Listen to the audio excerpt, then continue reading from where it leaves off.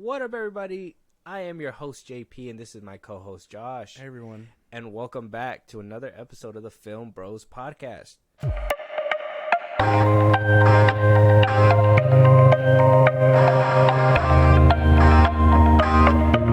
We got good news. Glorious news. Yeah. Some might say cue the music from Return of the Jedi at the end when the Ewoks is dancing.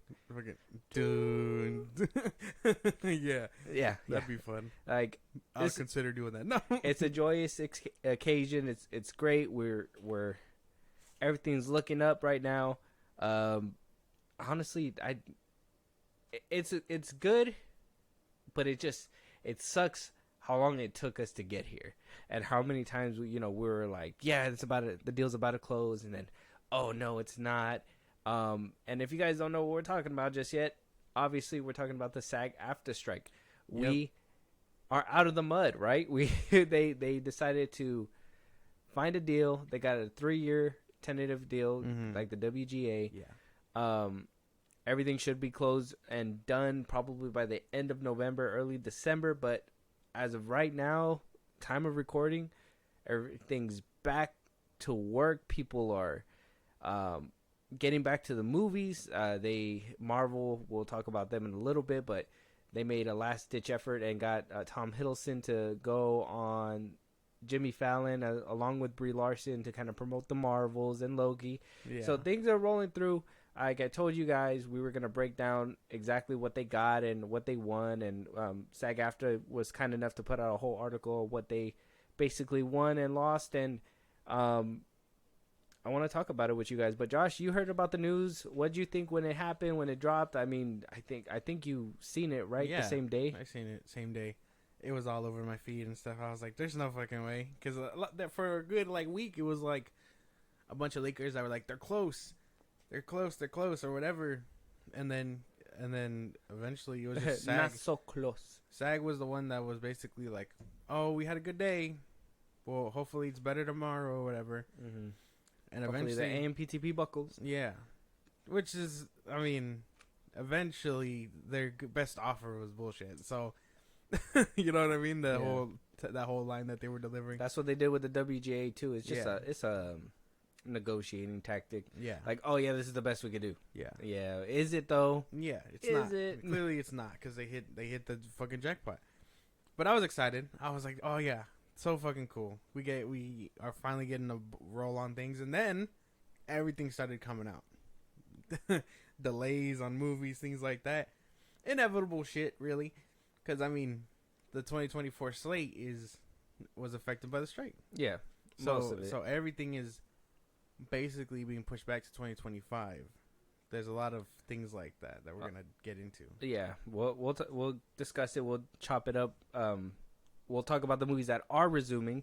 I know there was a couple of them, like Beetlejuice only had like 2 days left, so that's probably like on the front wheels. I know The Last of Us was getting ready to start casting and gear up to do production, but now that's gonna be kicked into high gear for sure, because that show was a hit show that they wanted a fast track, but obviously the whole WGA and the SAG AFTRA strike, if you just paid your people, it'd be a different story. But that's just us. Maybe I'm talking common sense. We've been talking about it for 118 days, and they finally decided, let's pay these fucking people. Yeah, they're like, you know what? I think we've put up a front long enough. I think it's time to pay these people. Exactly. So I'm gonna read the article. This is coming from the SAGAFTRA.org site. And it says here, the agreement includes an unprecedented wage pattern with 2 wage increases in the first year of the contract, 7% upon ratification and another 4% increase effective July 2024, making a compounded first-year increase of 11.28%. There will be another 3.5 increase effective July 2025. This package breaks the so-called industry pattern, and that's talking about actors. A pay increase, sure, whatever. I mean, I don't know if they're substituting that for instead of streaming numbers. I think they're compensating them with a upscale pay. I mean, I guess because they were fighting for, you know, salary for while they're on set, right? They want a certain amount of money. They don't want to be undercut or be like, oh, I got to work 14 hours and I'm only getting paid this much, you know? So maybe that was something that was put in there as well. Wages for background actors will increase by 11% effective November 12th, and then by an additional 4% effective July 1st, and by another 3.5% effective July 1st, 2025. And in a monumental breakthrough, for the first time ever, the number of covered positions in the West Coast zones will equal those of East Coast zones. This is projected to add 11,000 new covered background work days annually. So that's making sure that the background actors get a bump up in pay. Maybe they're the ones who needed it. You know, they're doing background work and they're just going to get scanned and reused and maybe potentially CGI'd, like how we seen in that one clip for that Disney Plus show, which was cool. Insane. So they're getting a little bit more money too. Obviously, it's not going to make or break them, but at the same time, at least give them a steady wage to come home to. Yeah, because there's a bunch of background actors who've basically come out from being background actors into the spotlight. I think Terry Crews was one of them. Yeah. So, like, that makes sense. I mean, I think everybody deserves to get paid. I mean, even, you know, these background actors, even though they're not doing much or not on screen, I mean, they still make the movie as well. They help with the background.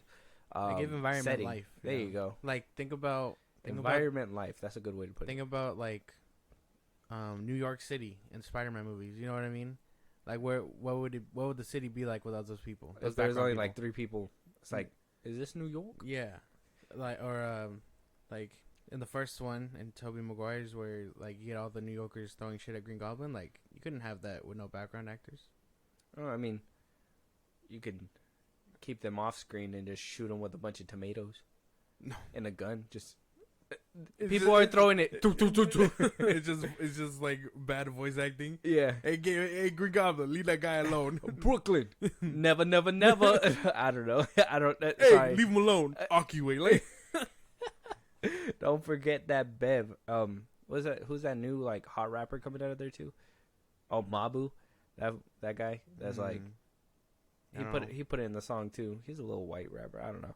He's apparently dissing Blueface with Krishan right now. Oh yeah. I think I seen that. And so it goes on. It says nearly 43% increase to the contribution cap for 1-hour productions, and a nearly 67% increase to the cap of for half-hour productions, will result in increased contributions to the health and pension retirement funds, as well as help performers working on those shows to continue qualifying for benefit coverage.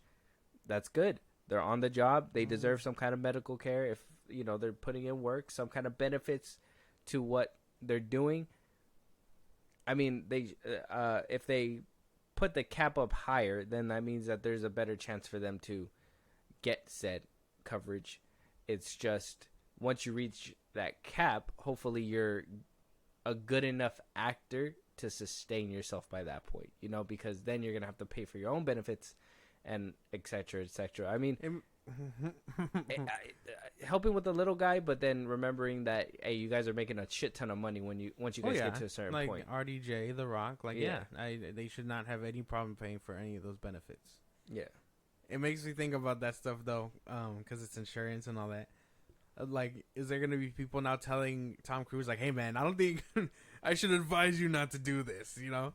I think they've been telling him that, and he just kind of looks at him and is like, this is for the movies, and he just does it anyways. He's just like, cinema. Yeah, basically. He's a fucking loose cannon. I think the dude that makes the Mission Impossible movies with him, he's just like, yeah, we do a stunt like this, and then Tom Cruise is like, what if we do that off an airplane or something? Like, it's like, Tom Cruise, we're keeping you out of harm's way, my man. Like, it's insane. Like, if he just, hopefully he doesn't, but on the off chance his fingers get a little sweaty or something climbing on a building, like I would imagine there's an insurance company on standby being like, oh boy, we should probably get the paperwork ready. You know what I mean? Like, yeah.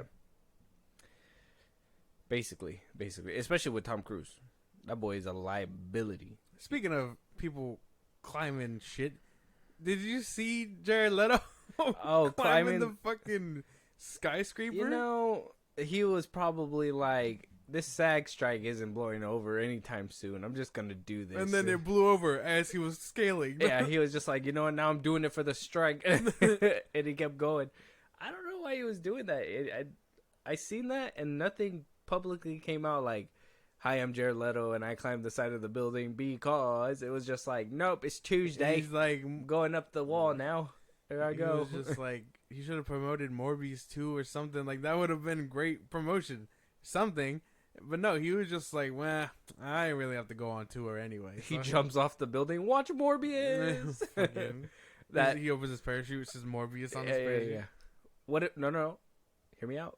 No parachute. Wingsuit. It says Morbius in the back of it. That'd be crazy. Hire me as your PR team. He's just Don't make Jared Leto jump off a building. into a flying squirrel. Just Yeah, I'm Morbius. He's like, pretend there's visual effects on me. It goes on to say, obviously, additional gains include establishing minimums by applying television terms to high budget made for AVOD programming, which is animated video on demand programming, which is cartoons, obviously, people who work on television. Meaningful protections for the casting process have been established, including provisions specifying that breakdown, sides, and or scripts shall be provided no less than 48 hours prior to submission deadline, excluding weekends and holidays. This is increased to 72 hours for minors. Talent may not be asked to perform more than 8 industry standard pages for the first self-tape or 12 industry standard pages for a second or subsequent callback. Additionally, if memorization is required, performers will be entitled to compensation, and performers may not be requested to appear nude or while wearing attire more revealing than a bathing suit that could be worn at a public pool.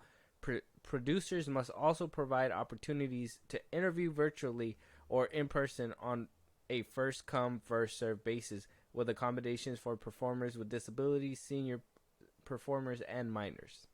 Oh, this is for like when they're auditioning for movie roles and stuff. When they're auditioning, obviously they stipulated a little bit more what they ask for from workers, obviously on an 8-hour shift basis, and minors get 70. Minors only are allowed to work 8 hours. And they have to have at least 48 hours for adults, so they have enough time to memorize their lines and all that stuff. So minors get 72 hours. They get longer time. Obviously, they have school and stuff. They're more restricted. I think that's why. I think even in like Shazam, they said that because of school, like there's a lot of stand-ins within the movie for the characters because they can't be at every single spot, and they can only do so much within 8 hours. And then obviously, performers may not be requested to appear nude or while wearing attire more revealing than a bathing suit that could be worn at a public school. So they gotta be compensated not only for the memorization of their lines, but if they have to be more undressed, they need to be compensated as well. And producers need to give more opportunities for people to be interviewed. See, and that seems like a no-brainer. Look, first, I got that just seems like little stuff to me. Like getting paid extra to memorize your lines. Like, isn't that your job? Like, isn't that what you're supposed to do? This is where I mean, like, there's a couple things that SAG kind of asked for that I was like, see, that could have been completely thrown out. Why you're asking for streaming revenue, but then you're also asking to get paid more for memorizing your lines? Like, that's not your job in the first place. I think that's a little nitpicky part for me, I gotta say. Yeah, I mean, yeah. There's the nude stuff, things. I get it, because there's some people that aren't okay with nudity. Well, yeah, but if you're in the role and they're like, hey, you have to be comfortable with that shit, then you know what you're auditioning for. That's another thing too. Like, during the interview process, hey, just letting you know, you're gonna be nude. You're gonna have to memorize your lines. I'm not saying nude, but maybe you obviously got to be a little bit. We got to show skin for your role or whatever. That should all be told up front, and that I don't think that they should have to get paid extra for doing something that the role asks of you. Yeah, that is kind of crazy, huh? Because there's a difference between like partial nudity and then like full on nudity, Yeah. Like We talking like Euphoria nudity, like Sydney Sweeney, that kind of shit, or we talking like where like a chick is just undressing in a bathroom or whatever, and it's just her back or whatever. You know what I mean? Yeah. Like there's a difference to that shit, if that makes any sense. But I don't think you should be getting paid extra either for that kind of thing, unless you don't get the part, maybe. But I don't know. Yeah, yeah. And for them to say, "Hey, we gotta make more opportunities to like do stuff virtually," they already do auditions virtually. That's not. I don't think that's something that. I think it's for like more the disabled people. But they already do that though, in my opinion. So that one has to go deeper than that. Maybe it was some. Maybe some producers would be like, "Nah, we're not gonna do that," and some of them would be like, "Yeah, we're willing to." I think so, because I mean. So now they're just mandating it, like you have to. Yeah, if it's a first come first serve thing, maybe they do it for like an hour or two before they got to start rolling with an audition with real people. I would imagine that takes forever. Like I would think so too. Like they maybe connecting, before talking, making sure everything's working. Yeah, like, that's all a process. Maybe before this whole thing was a real like problem, they were like, "Oh, we have to do this because we have a few online interviews to do." And he's like, "Well, I don't want to talk to them right now. I got like 10 different people in the lobby waiting to like sign up." Like, you know what I mean? It does kind of beat out those people that are doing it virtually. Yeah, and sucks for them, but I get it. I understand where the producers and stuff are coming from on their side of things for that. Mm-hmm. Like if you're already busy, you don't want to have to go out of your way. Either come prepared or you don't. Like that's just how it's supposed to be. But I get it. For some people, they probably need the extra assistance. But at that point, Hollywood used to be a place where if you're not willing to do all, you're not gonna get nowhere. And now it's becoming a place where, oh, you went to school for this? Okay, you're gonna get a shot at Hollywood. And maybe that's for the better, or maybe that's why we're getting all these like mediocre shit off Netflix and Hulu because they're getting all these actors that they have to hire because they can't discriminate against them. They can't do all these things. I'm not advocating for discrimination, but before it used to be a very close knit circle where only certain people can be actors if you were really good enough. Now it's like everybody, like a high school play.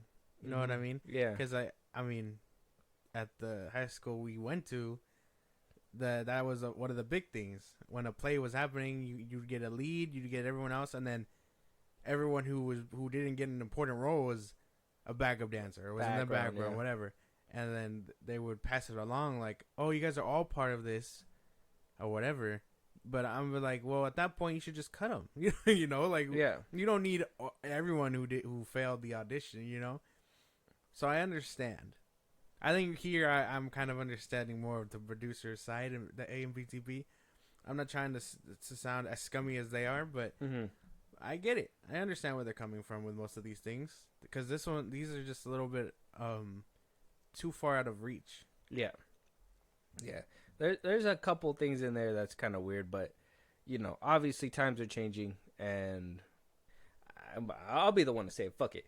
Everybody's getting a fucking trophy for just doing the bare minimum, and that's fine. Participation trophies are good, but then you get people who aren't ready for the game, and it's maybe I'm just spitballing here, but like Rachel Zegler. I knew it. I knew you were gonna say that shit. Yeah, Zachary Levi, whatever. Like all these people, like who are on, like get a chance. I knew you were gonna say that shit. And then they get propelled by maybe a brand, Margot Robbie, and fuck. And maybe they're not 100% the best talent, but at the same time, they're just they need the opportunity, so they're getting. Oh my god! Like as soon as you started saying that, my mind immediately went.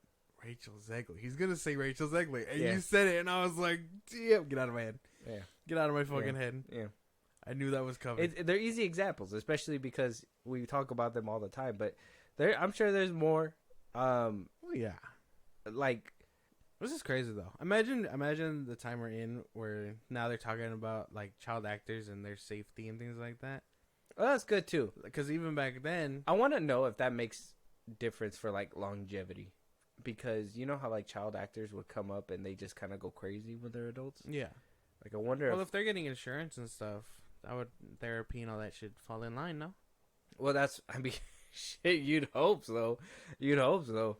I mean, you got Ezra Miller, who had access to therapists this whole time, but he still decided to go on a rampage. Hey, man, when you film as much as he was and things like that, man, you go a little crazy sometimes. Amber Heard fucking shit in a bed. Hey, man, she didn't need therapy. She was going through it. Actually, maybe she did. That's not true. She probably did.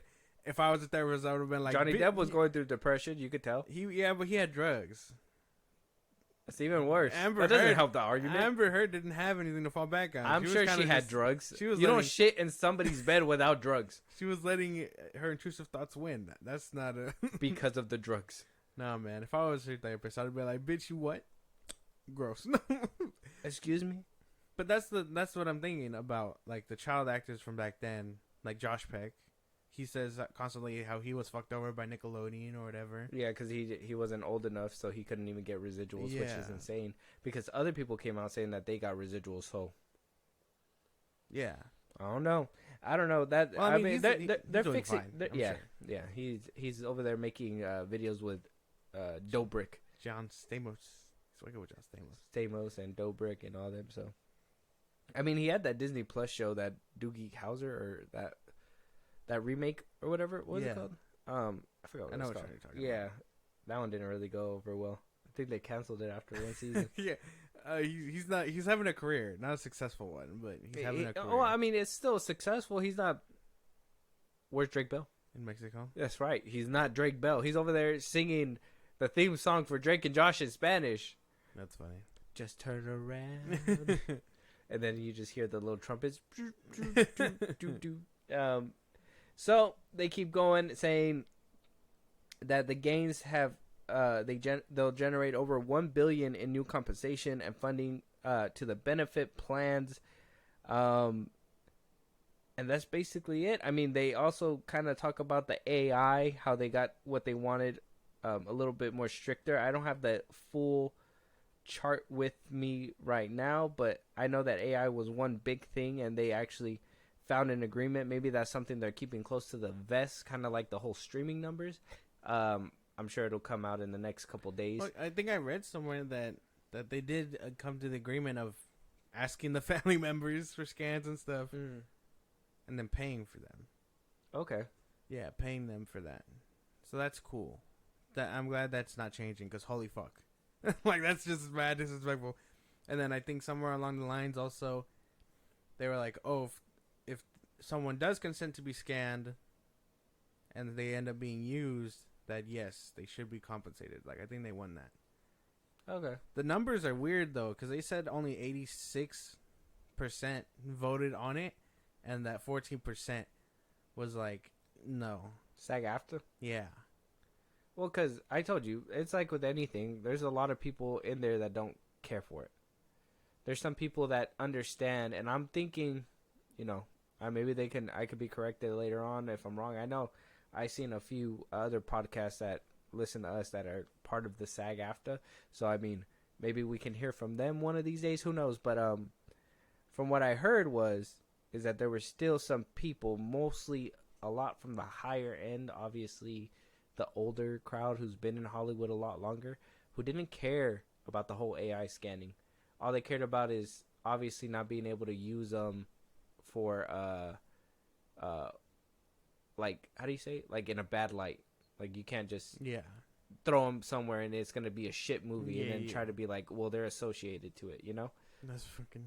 So, and I'm assuming that's all of the bigger actors who have kind of done their dirt, and they're just like, well, they're gonna use my face regardless. My face is out there already, So, but that's just what I heard. I'm no quotes and no definitive statements. I'll have to look into it a little bit more. Hopefully, like I said, in a few months, when this kind of like blows over just a tad bit more, people are gonna talk about it, and we're gonna hear a little bit behind the scenes on it's gonna be good. Who was where. I mean, we already know George Clooney, Dwayne Johnson. They wanted to pay to get out of this fucking problem. Drew Barrymore, she was sick of this shit. She was trying to start up her show, which was a non-starter. It was just a big deal, and I'm sure there's gonna be a lot of awkward and uncomfortable conversations between these actors. I just think it's funny. because you had all these people, Bill Murray, whatever the fuck his name was, Bill Meyer, Oh, and this chick, they were just going through the backlash because they couldn't wait. yeah, And then, boom, a few weeks later, they hit the deal, and so they basically went through all that shit for nothing. yeah. Probably lost viewership, depending. I do appreciate how everybody just started up and promoting their stuff. I mean, Zolo was promoting Blue Beetle. You saw the actors from Gen V start promoting their shit all over the place too. Jack Quaid started. I think he posted something about Oppenheimer, and obviously Spider-Verse was before SAG, but he still posted a couple things from that too. So things are coming back to normal. We're getting talk shows. We're getting a lot of conversations.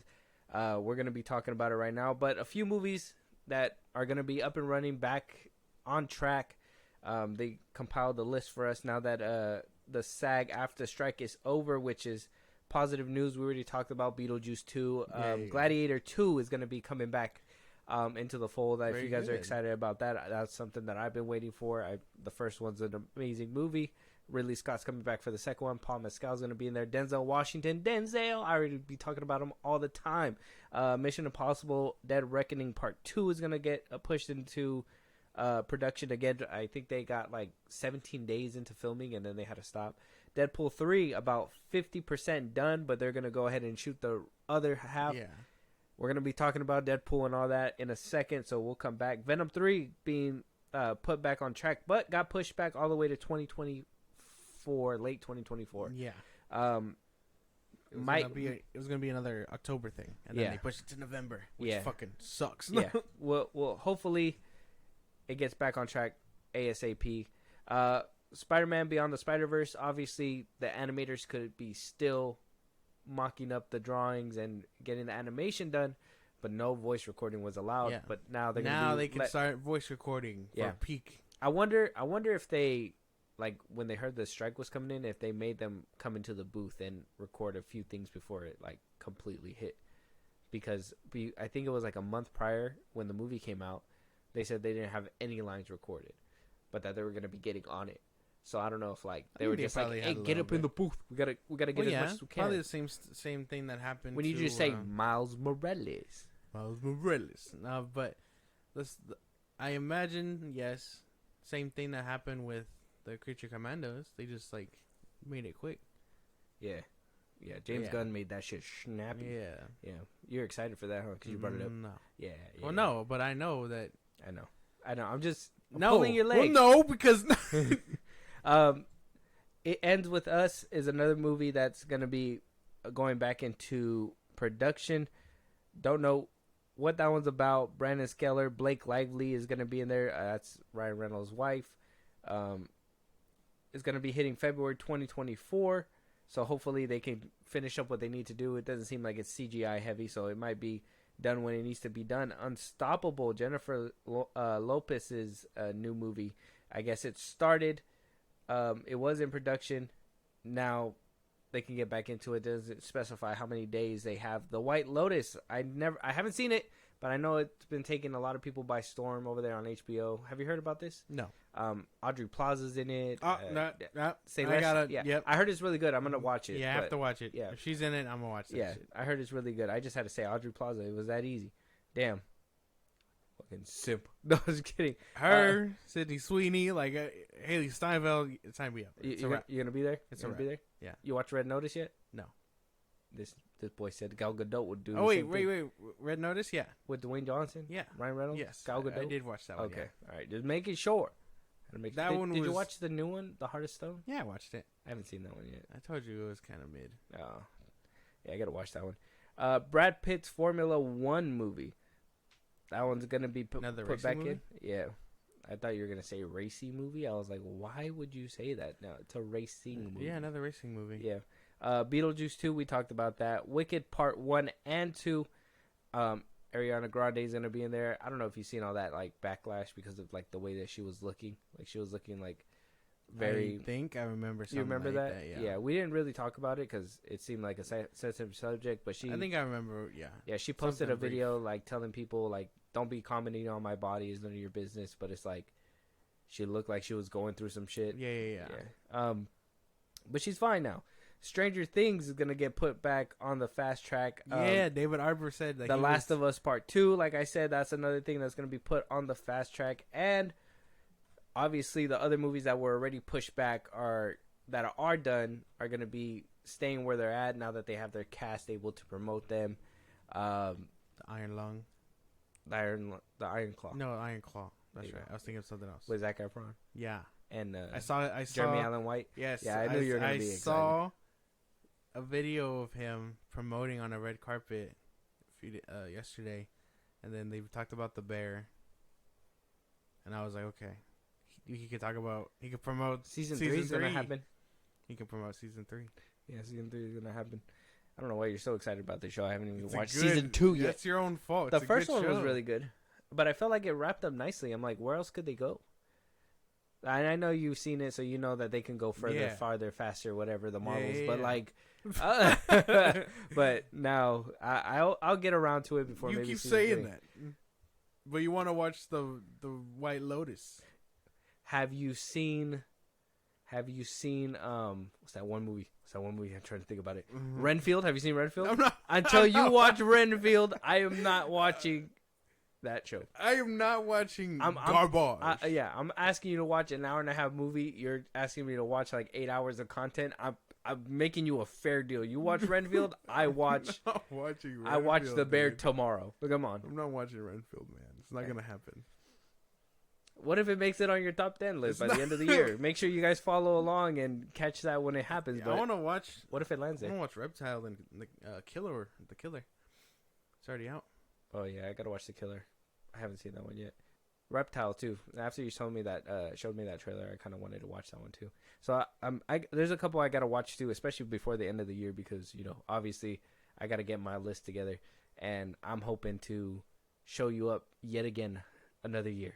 All right, I'm gonna show you. Yeah, because the first year we did this, right? Even though I liked your list, a little bland. What the fuck? Yeah, you had if there was like, you know how like people are like, oh, if you get pumpkin spice, you're a white girl, you're basic. You had like the basic list, like you were like the white girl of like the movies. So I think this year there's potential because you watched some more. There's potential to add a little bit more flavor. But to be honest, I don't think you've watched anything different that I've seen. That's right. You don't know what I got cooking. That's right. That's right. You don't know what's going on in I'm my calling kitchen. it out right now. No, I'm starting the beef. I'm starting the beef. No. You don't know I'm what starting the the fuck beef. I got. I'm starting the beef. You don't know what Actually, we're going to make it another thing too. We're going to put our list down and we're going to make sure that we really promote that shit and we're going to see who had the better list. That's right. You need to download That's right. You need to download Letterboxd. I heard that's a good app. I use it. That's the one I use. I told you that.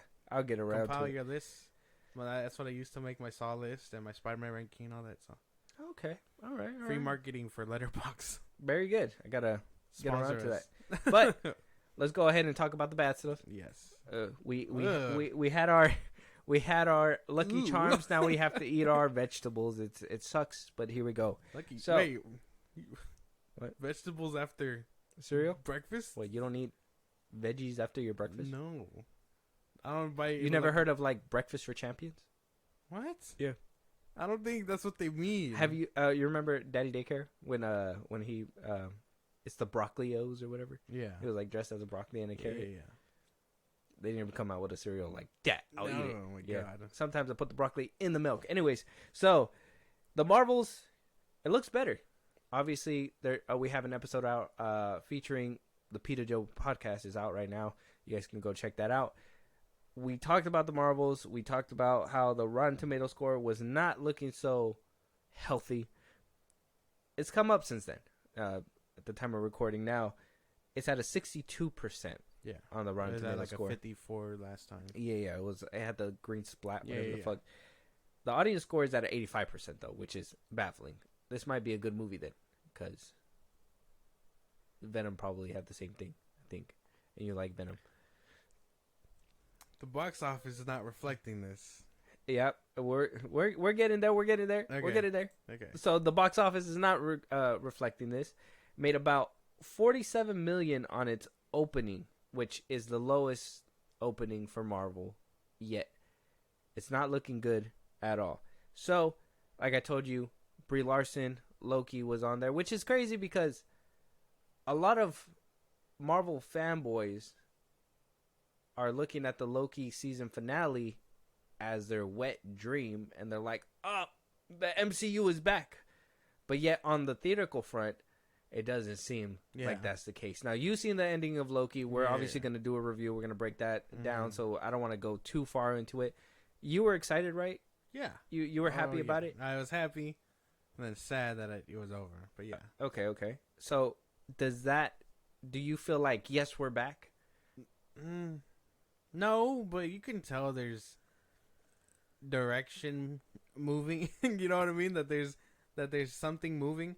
But to me, Loki has always felt like the oddball of like everything. Because even with the first season, it felt like they were like leaving that one untouched by anything. Like, yeah, sure, it handled timelines and the multiverse and stuff, the grander scale, but it didn't feel like it had Kevin's meddling in it, you know, like this movie does, the Marvels. So I just think it's like its own little like pocket of like good. You know what I mean? Okay. But and to be fair, we haven't seen the Marvels yet. No. We're gonna be fair there.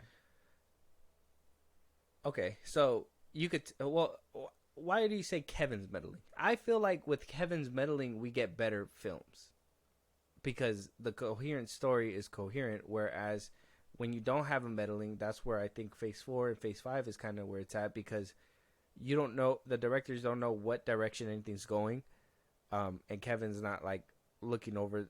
Kevin Feige's not looking over their shoulders and making sure everything's correct because obviously he has a big pile of shit that he has to deal with, and that's why I think some of these projects are doing good, like you know, WandaVision, Loki Season 1, Guardians of the Galaxy 3, depending on what side you're on, No Way Home, depending on what side you're on, after nostalgia. That one didn't have Kevin's meddling, but, you know, that's what I'm saying. Like, we're having little pockets of success instead of a whole that's why Marvel Cinematic Universe of success, if that makes sense. So, I guess Friday saw about 21.5 million domestic. Internationally, the numbers are still going to be coming in. Obviously, we're not at that point yet, but we did get a score for the Marvels, and it's sitting at a B. Multiverse of Madness was at a B plus. Love and Thunder was at a B plus. Eternals was at a B. Ant-Man and the Wasp: Quantumanium was at a B. And B's for these kind of movies aren't good. So for horror movies, B, C's, sometimes D's can be pretty good for a horror movie. Yeah. For a blockbuster, action blockbuster, especially a Marvel Cinematic Universe movie, it should be at a A plus, or I think the lowest it should be at is like a B plus. I think a B plus is like that borderline. This movie's probably shit, but B is like the ribbon on the bow saying that this movie's shit. And I heard you say what to the Eternals? No, not Eternals. Mom? No, Love and Thunder. Oh, that one got a B plus. Yeah. What the fuck? Oh, I thought it was about Eternals. No, Eternals was good. I don't give a fuck what anyone says. I liked Eternals. Love and Thunder was garbage, though. That one does not deserve a fucking... We get it. You don't like Taika. It deserves a... Like, if I could rate it like that... Yeah? Yeah. Like, Josh, what do you rate this? Okay. So, we reverse back in time. You're in the middle of the movie. You're watching Love and Thunder on screen, right? It ends. What do you do at the end of the movie? This shit was... So, the Marvels isn't looking good. Yeah. Obviously, we're not on a good spot. But this is what I mean where, like, Kevin's meddling needs to be a little bit more meddler. I feel like he needs to add a little bit more input with the things that he's doing. We have a interview with him that we're gonna react to. It's gonna show us that Fiege, in my opinion, I don't know if you've seen this interview before. No. but it's gonna show us what he's planning for the future, and it's gonna really show you guys that he doesn't know what the fuck he's doing right now. Because at this point in time, with everything that's going on, I'm gonna let the video speak for itself. Let's just jump right into it so you can see what's going on. Okay, let's do a quick State of the Union of the Marvel Cinematic Universe, because there's a lot of energy surrounding Marvel. There's a lot of headlines, things going on, things that might be true, things that may not be true. What can you say, trying to get you to summarize this in a soundbite, about the direction of the MCU and kind of your vision going forward? Is there anything you want to clarify? The Marvels comes out on Friday, finale of Loki on Thursday. Those are two giant things. Those are two giant Those are things. two giant things, and I like to look far, far ahead, which we can't talk about, and what's immediate. And, you know, those two projects that are being unveiled to the fans within 2 days represents about 5 years of work of about thousands and thousands of people. It's so to true. me, that's the focus. My favorite thing you... I want to stop it there. You heard the question. Can you give us anything that will spin the narrative of what the hell's going on? He said no. We got two monumental things happening. Loki season 2 finale and the Marvels that everybody should tune into, and that he can't talk too much about the future. What do you get out of that? Okay. Judging off what we know from the Marvels, and without spoiling, without spoiling Loki, right? I think he's trying to hint at the multiverse, the shit we've been dealing with for a whole phase now. But that he doesn't really give us much input. He's saying that these two coming out at the same time is supposed to propel them into the future. You watching the Loki season 2 finale, did you feel that? Did you feel something I did. monumental? Very. I can't. Obviously, you can't say. Yeah. But More monumental than what I think the Marvels is doing. okay. Like on a grander scale. For Kang, is there wiggle room for them to get out of the Kang? Yes. I fucking knew it. So, in a way, did it kind of debunk our article where it said that there is no angle that they can really go after the season finale? Here's the thing. Because I don't want to... I suck at this. But there is a way for them to, come back. But, oh, man, will it be a little weird if it does. You know what I mean? So did they solidify Kang? That's what I'm asking. Did they solidify Kang as a threat? You don't have to tell me. I don't think I can answer that. Wait, yeah, you can. You don't have to tell me what happened. Did they solidify Kang as a threat, or did they leave wiggle room to get out of it? They left wiggle room to get out of it. That's okay. Okay, that's all I wanted to know. Okay, Because this kind of tells me that he doesn't know what the fuck is going on. but I don't think they're not gonna do Doom. I'll tell you that straight out. They're not doing Doom. Okay, all right, that's fair. I mean, that's a good debunking, because I think even in the article they said that they briefly thought about it, but then they pivoted away. I think they're going to save him for something bigger, probably the Fantastic Four.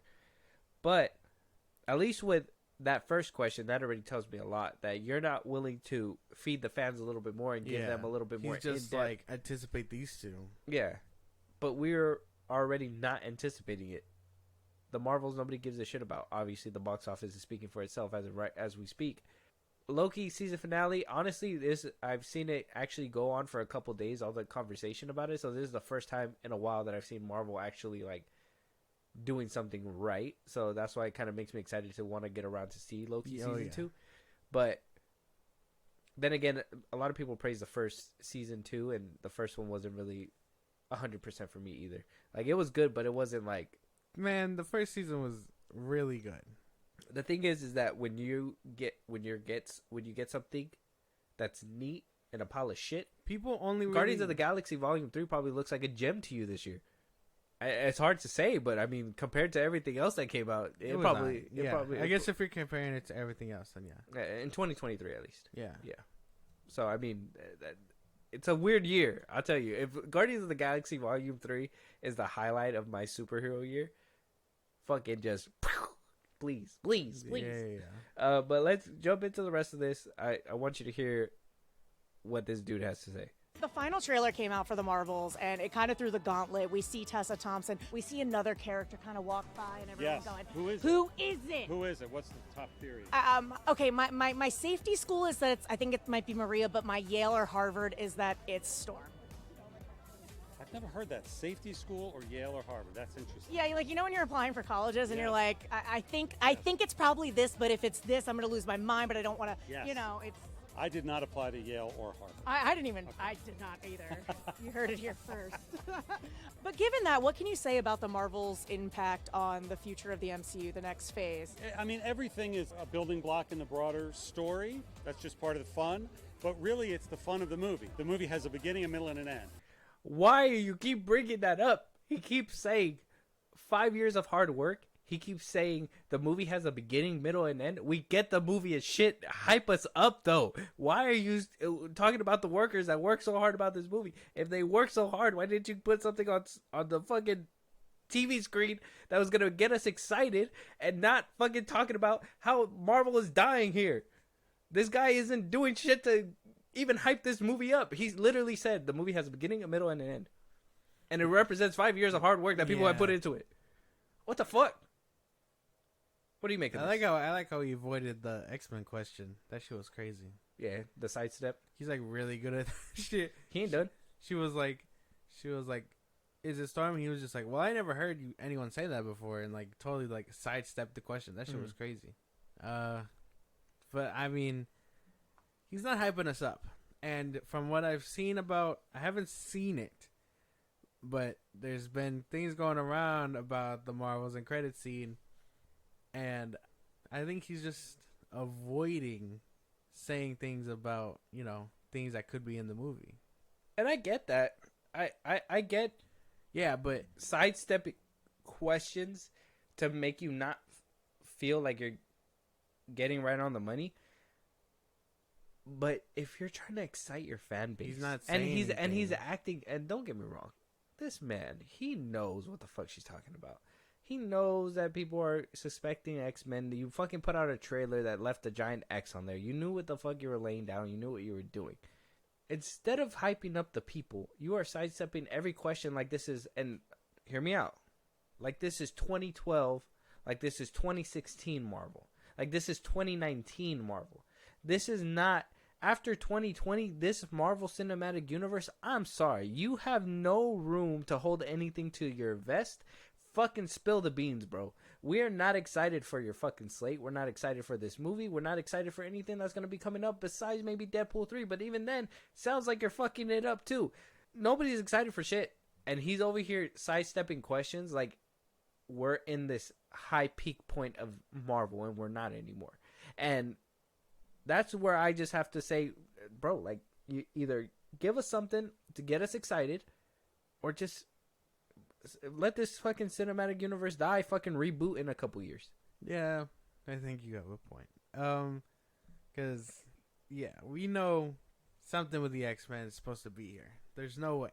You don't put out that trailer, and you don't do these things without purpose. Out of desperation, by the way.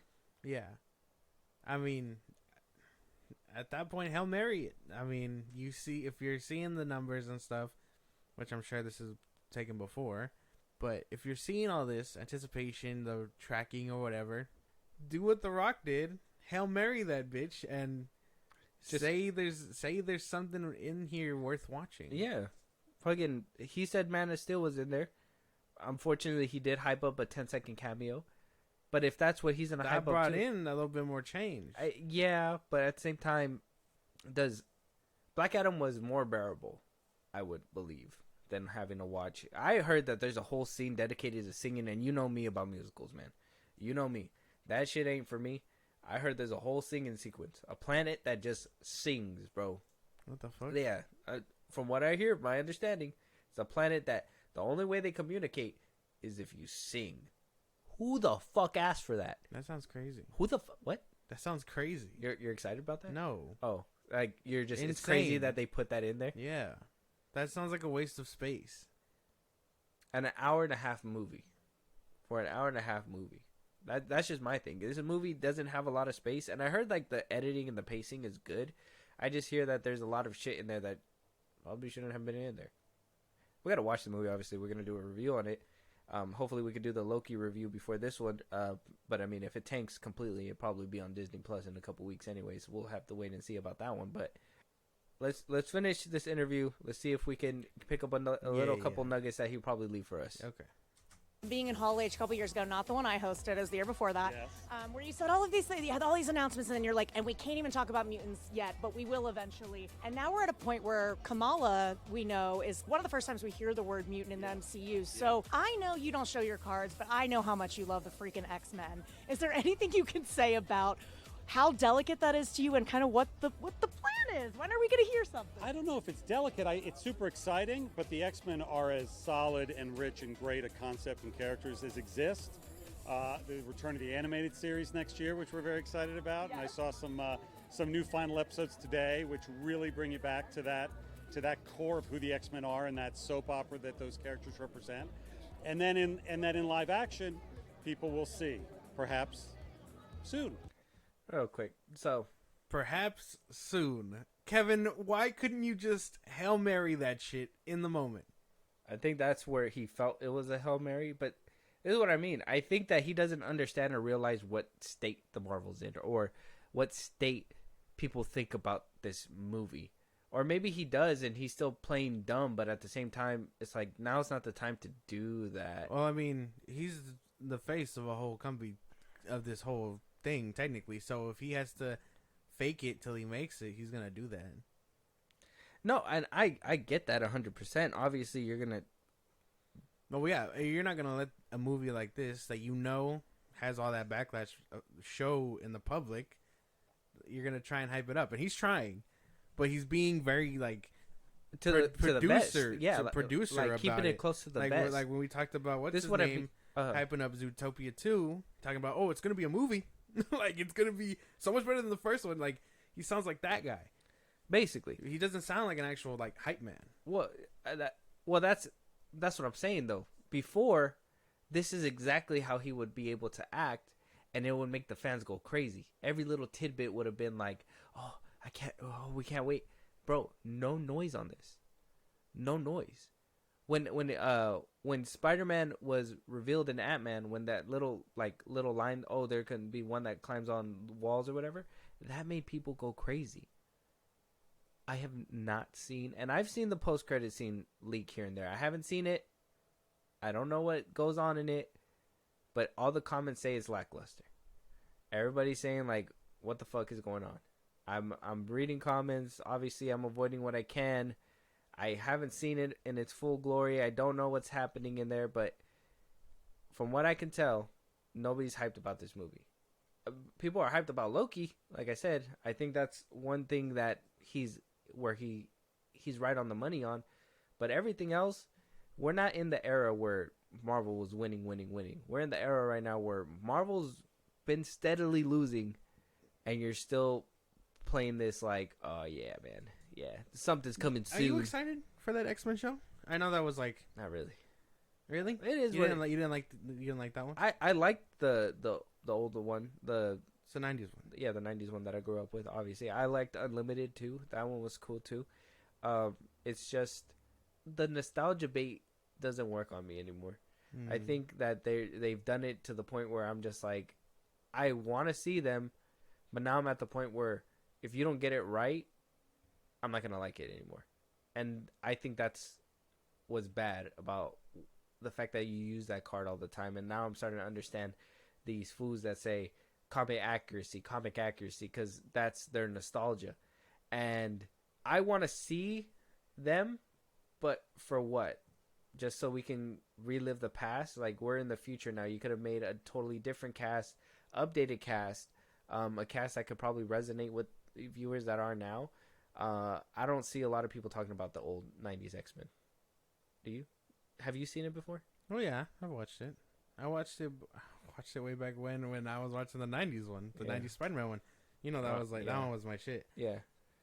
Same thing with the Iron Man one. That one was pretty good. The Fantastic Four one's kind of dated, but yes. Mm-hmm. The Hulk was pretty cool. I remember the episode where he fights Ghost Rider. That's nice. Mm-hmm. But I don't know if I'm excited for this show. Like, that's the thing. Like, Like, I'd rather see them in live action at this point, or just rewatch the Fox movies, because we're not getting live action X-Men content. X-Men until soon. Well, we know what that means, but Even then, I don't even want them touching them right now. Like, I would tell you right now, do not let Marvel Studios they gotta adapt get through. X-Men. They gotta get through Blade and Fantastic Four and all that first. Which you know, we're gonna talk. Obviously, maybe we could talk about it when it's done, Blade. But the R rating is good. I think that's a good thing. But at the same time, like, in the state that Marvel's in, are we excited about anything that's coming up? That's what I mean. There's like, we're talking about what's gonna happen. We're talking about X-Men, but I'm telling you, like, that's in this, like, seriously, that's nostalgia bait. Like, they just want you to come in to watch something, so they're picking what's the fan favorite of back then instead of trying something new and doing something different.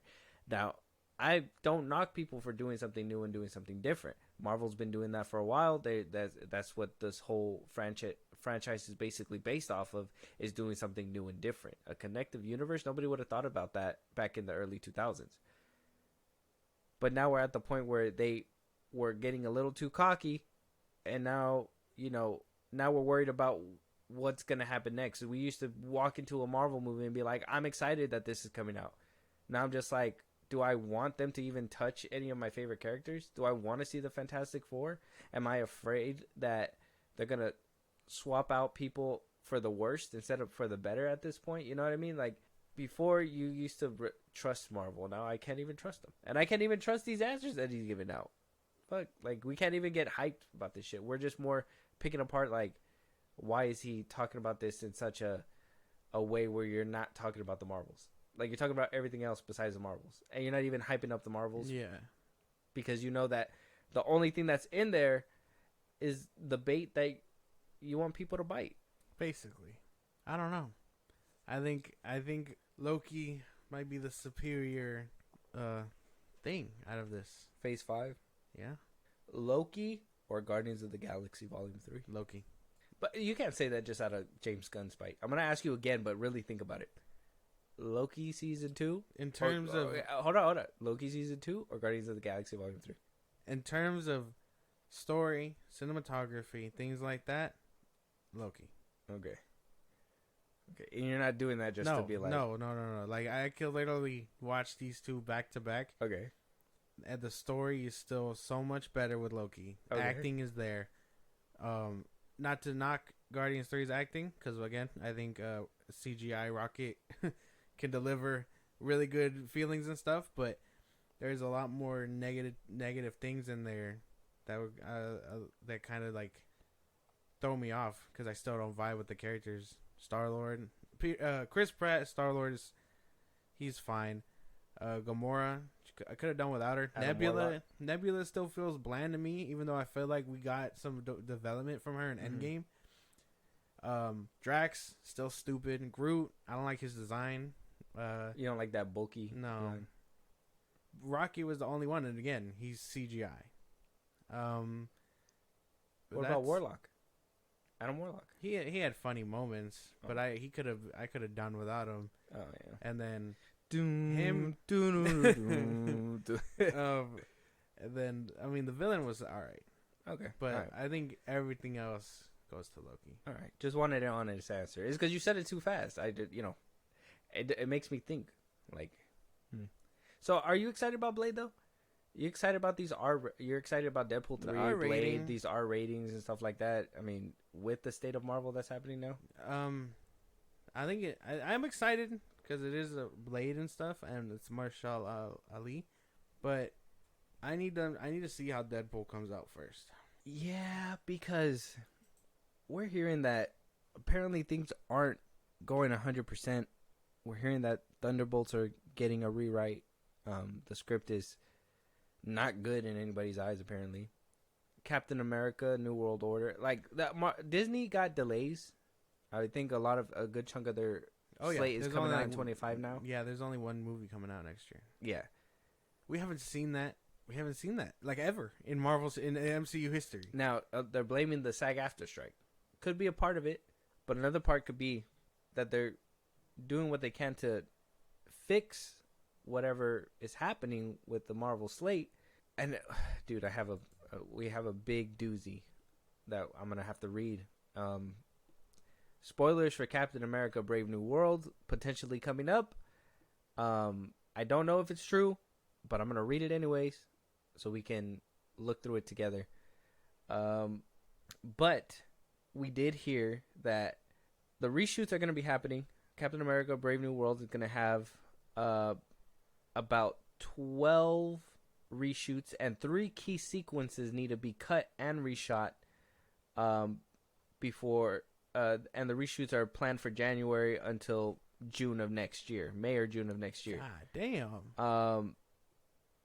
A lot of people are thinking it's because of this character that will be in there, Sombra, but which people are debunking, saying that it's not her. A lot of people are saying that it's because of the whole Palestinian conflict, Israeli and Palestinian conflict that's happening right now, because she is supposed to be Israeli, but apparently that's false, according to some scoopers, saying that she's only playing a CIA agent, and that's not really her role in this universe.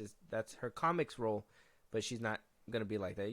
Marvel reworks characters, but they're pushing for 6 months of reshoots, and we got what seems to be also another desperate act. We've heard before, Marvel does not do test screenings, but apparently Brave New World got such bad test screenings they got to reshoot. I got what looks like to be a Reddit profile that of somebody who went to go watch the footage, and man, I want to be one of these people, bro. I want to sign up. I don't know where to go to do it, but I want to be one of the people to see like the test screenings. Yeah. They're in Hollywood. I know how to do it. If you ever want to, we just have to obviously get we got to sign up. I know how to do it. It's just you just got to that sounds crazy. Sign up. You got to be secretive about it, and I don't want to do that. That sounds cool. We should probably do some. I'd be fucking I'm cool. always afraid to though, because I don't want to see it without CGI and then ruin the movie for me. Because when sometimes the test screenings they're not fully done. Yeah. As you'll see as I read this whole post, and some people are saying it's fake. My Time to Shine Hello decided to come out and be like, oh, this thing is fake. It was 4chan, it was Reddit, but at the same time it's like, you're fake too. Like, you can't believe it. It's a Spider-Man meme, you're fake. Yeah, so we'll get, I'm going to read it right now in a second, but okay. At least for now, what do you think about these reshoots? What do you think? Do you think it's because of the strikes? Do you think it's because Marvel's revamping? What do you think? Hiding behind the cover of the strikes? I know the pushbacks are definitely probably because of the strikes. I'll give them that. But this movie was almost well underway to being done before the strikes. There's no way. This one has to be close to being tagged and bagged. I think it was supposed to come out after Deadpool, right? Before Deadpool. Okay. See? So before Deadpool. So I think they probably got it wrong, and this is insane because I think the strike stopped the reshoots. I think the reshoots were planned already. I just think obviously because they couldn't get people back, they had to stop it, and other productions get in the way, so they had to fall in line and maybe had to be there. Because I mean, if he was doing everything else, was it that show for Peacock? Yeah, the Twisted Metal. Yeah, so it makes sense, but damn, I don't know. Sounds scary. Yeah. Sounds weird. Yeah. So, potential spoilers for Captain America: Brave New World. I don't want to be the one to spoil it for you guys. We're going to be going through a few pages. This guy decided to write a big thorough. Yeah, he was real thorough with shitting on Marvel, so bear with me. Hello, everyone. So it just come out publicly that Captain America: Brave New World has some disastrous early screenings. I attended one of the screenings in Los Angeles last week, and I'm going to share my experience. I wanted to start off by saying that the film wasn't completely finished. There was still some CGI that needed to be done, and there was no credits or post-credit scenes. Some of the editing was a bit jarring, which was either because of incompetence from the filmmaker or because it was completely finished, or it wasn't completely finished. The plot is very hard to follow and confusing, so I'll try my best to describe it. It has the same political thriller aesthetic of the Winter Soldier and Falcon and the Winter Soldier. So, of both the movie and the show. But it's way more political in nature. The entire plot revolves around politics, the president, and election. The film starts off where Falcon and Winter Soldier ended, with Sam Wilson now established as the new Captain America. Bucky never appears. His absence is never explained. Sam visits a military training facility and bonds with some soldiers who just got back from the overseas mission. He meets an old friend and a Hispanic guy named Joaquin Danny Ramirez, dude from Top Gun, who he formerly served with. Joaquin has been promoted to a lieutenant in the Air Force and is now their top pilot. Anything off that? Or you want me to just keep going? No Bucky. No Bucky. Why is there no Bucky? And they don't explain his absence either, apparently. They were like friends in the show. Where He's just gonna up and disappear? No Bucky. What the fuck? Yeah. Unless that's supposed to be set up for Thunderbolts, but you still have to show us how Where he he's got at. there. Yeah. Yeah. Oh, fuck it. You don't know. On the television at the facility, we get a news report about the president, Thunderbolt Ross. He was formerly played by William Hurt in previous MCU movies, but since the actor has passed away, they replaced him with Harrison Ford. Ross is now the president of the United States. However, the report reveals that he is deeply unpopular with the public, and several of the veterans mock him. One of them calls him a traitor to the country, although what he did specifically is never mentioned. There is an upcoming election, and it seems almost impossible that Ross will be reelected. His political opponent is a black guy, and he is very likely to be the next president. A montage of different late-night shows hosts mocking the president is shown. Yes, they actually made Ross into a proxy of Trump. The entire thing is just a Trump allegory. All the woke, cringy politics of Falcon and the Winter Soldier are back because this film bafflingly kept the same writer. The scene then cuts to Ross in a large scientific research facility, a secret bunker under the White House. He is upset that he probably won't be reelected and is desperate to find a way to turn the tides of the election. He summons Sam Wilson to the facility and asks him to endorse him and campaign with him. But as the new Captain America, he wishes to remain apolitical. He doesn't want to approve any candidate. Ross calls him a traitor for not helping the president. Wilson just rolls his eyes and walks away. However, it's revealed the entire meeting was a trap set up by Ross and mysterious scientists, quote unquote.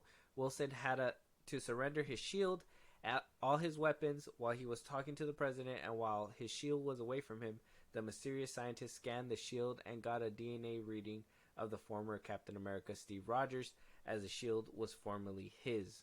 What? It's been in Bucky's possession for months, years even. How is there still DNA from Rogers? My boy has some greasy arms, bro. So greasy it seeped into the shield. That makes no sense. He has not. That's not true. Well, even then. Okay, before you guys, I know that sounded crazy because I was having a conversation with myself for a second, but I was gonna say that we haven't seen him bleed on that shield. And then that's why that's why. Like, and then in Civil War, he almost beats Tony with it, and then he had blood on the shield at the end. Endgame too. Oh, Endgame, yeah. Straps it up. But you telling me he wasn't cleaned or nothing after the fact? Sam Wilson missed a spot. You're telling me he was? Oh, wait, whoa! The shield that John Walker he used to kill the guy, his blood's there too, technically. Then, yeah, that would have made more sense than Rogers. And even then, he wasn't. Oh yeah, he was, huh? Was he Super Soldier? The military guy that he bashed with the shield. Oh no, that was just oh yeah, that was he was, and he killed him. Yeah, that would make more sense. Not Steve. Steve hasn't had that shield forever. I remember when that was like the edgiest thing that Marvel was doing, and they're like, "Oh my god, they put blood on the shield." That shit was crazy. I actually remember liking that scene, but like that would have made more sense than Steve. He hasn't had that shield forever. Oh, they're going with Steve. Yeah, no, so far it just sounds like the whole Trump allegory thing. I mean, I get it. It's a trope that's been happening in a few films, if you noticed. it was funny at first. It's kind of getting played out, which is weird that Marvel's using it now, especially when that joke has been basically overused and done by now. You know? Also, how is he the president when in Secret Invasion it was some different guy? He's running for president. Oh, I thought they said he was president already, No. and that he wasn't gonna rerun, or he was gonna rerun, but he was gonna get beat out by some black dude. Oh yeah, reelected. So that means he is right now president. But yeah, and in Secret Invasion, it was a different guy. wasn't in what was it? When was the last time we seen him? And Civil Black War? Widow. Oh well, Black Widow was before or after Civil War, before Infinity War. Oh yeah. He was just He was still general. yeah, huh. And then 5 years later, and then in Secret Invasion, it was still the white guy. It was the white guy. Yeah, where would he where would he have come into the picture to run, or Unless this movie takes place years after. But when are they gonna acknowledge the fucking giant person out of the earth? when the mutants come? No, Okay. but keep going. All right. Ross and scientists plan to use Steve Rogers' DNA sample to recreate the super soldier serum and mass produce it, creating a massive unstoppable army that will be so impressive it will clinch him the election. However, the DNA imprint of Steve Rogers is incomplete. They need help finishing the genome sequencing or something like that. Like I said, the film was overly confusing and hard to follow. Ross calls up Bruce Banner, Mark Ruffalo, who is now back to his human form. Ross wants Banner to help him complete the DNA sequence and volunteer his own superhuman DNA. Banner is disgusted by his presidency and refuses to help him. Real life Mark Ruffalo. In desperation, Ross calls up a relative of the Hulk, Jennifer, aka the She-Hulk, Tatiana Maslany. At first, Jennifer doesn't want to help Ross, but after he says that Bruce wouldn't help him, she changes her mind and decides to help because she is upset at Bruce for ignoring her. Yes, seriously, her motivation for helping the villain is literally just to spite Bruce for ignoring her. She is just as immature and awful as in her own show. She gives him a sample of her blood, and the mysterious scientist combines her DNA with Steve Rogers' DNA and completes the super soldier serum. The fuck? What the fuck? We got to keep in mind, this was probably screen tested in Texas too. So some harsh thing can probably be a little bit more because we did hear that the Marvels was tested in Texas. Yeah. So they're probably trying to go somewhere where it's going to do kind of harshly so they can see if it does good. This could be somebody who doesn't like and probably is... you could tell about the whole apolitical and making it as political or whatever, blah, blah, blah. It sounds like it's somebody who doesn't really enjoy that wokeism. Well, yeah, I don't really care about that. I'm judging the story. That doesn't sound like a plausible thing. What does Jennifer? What does his cousin know about science and stuff? She-Hulk? Yeah, she doesn't know shit. She got some nose. She's a lawyer. She doesn't know anything about science. Oh, yeah. That's true, huh? Bruce Banner, I get it. Why would you work for him? He was the one that was hunting you down, technically, in 2008. See, I feel like I understand the MCU more than Kevin does at this point. But, yeah, he wouldn't just help him. It was him trying to learn the serum in the first place that got him turned into the Hulk. Not even going to address how he got into human form. I thought Smart Hulk was the way to go. I don't know.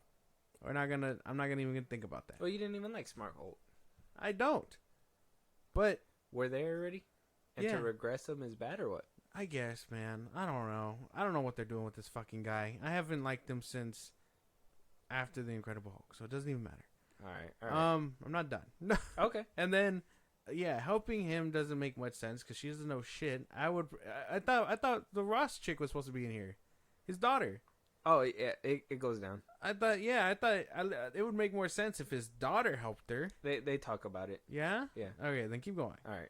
After testing it on some rats, however, they discovered that it is not stable. Does not work as intended. There is no way the FDA will ever approve it for mass consumption. Angry and desperate, Ross decides to inject it directly into himself. To their surprise, it actually does work as intended and makes him extremely powerful. The elderly Ross can now jump up several feet, lift incredibly heavy objects, run very fast, and is just as strong as Steve Rogers.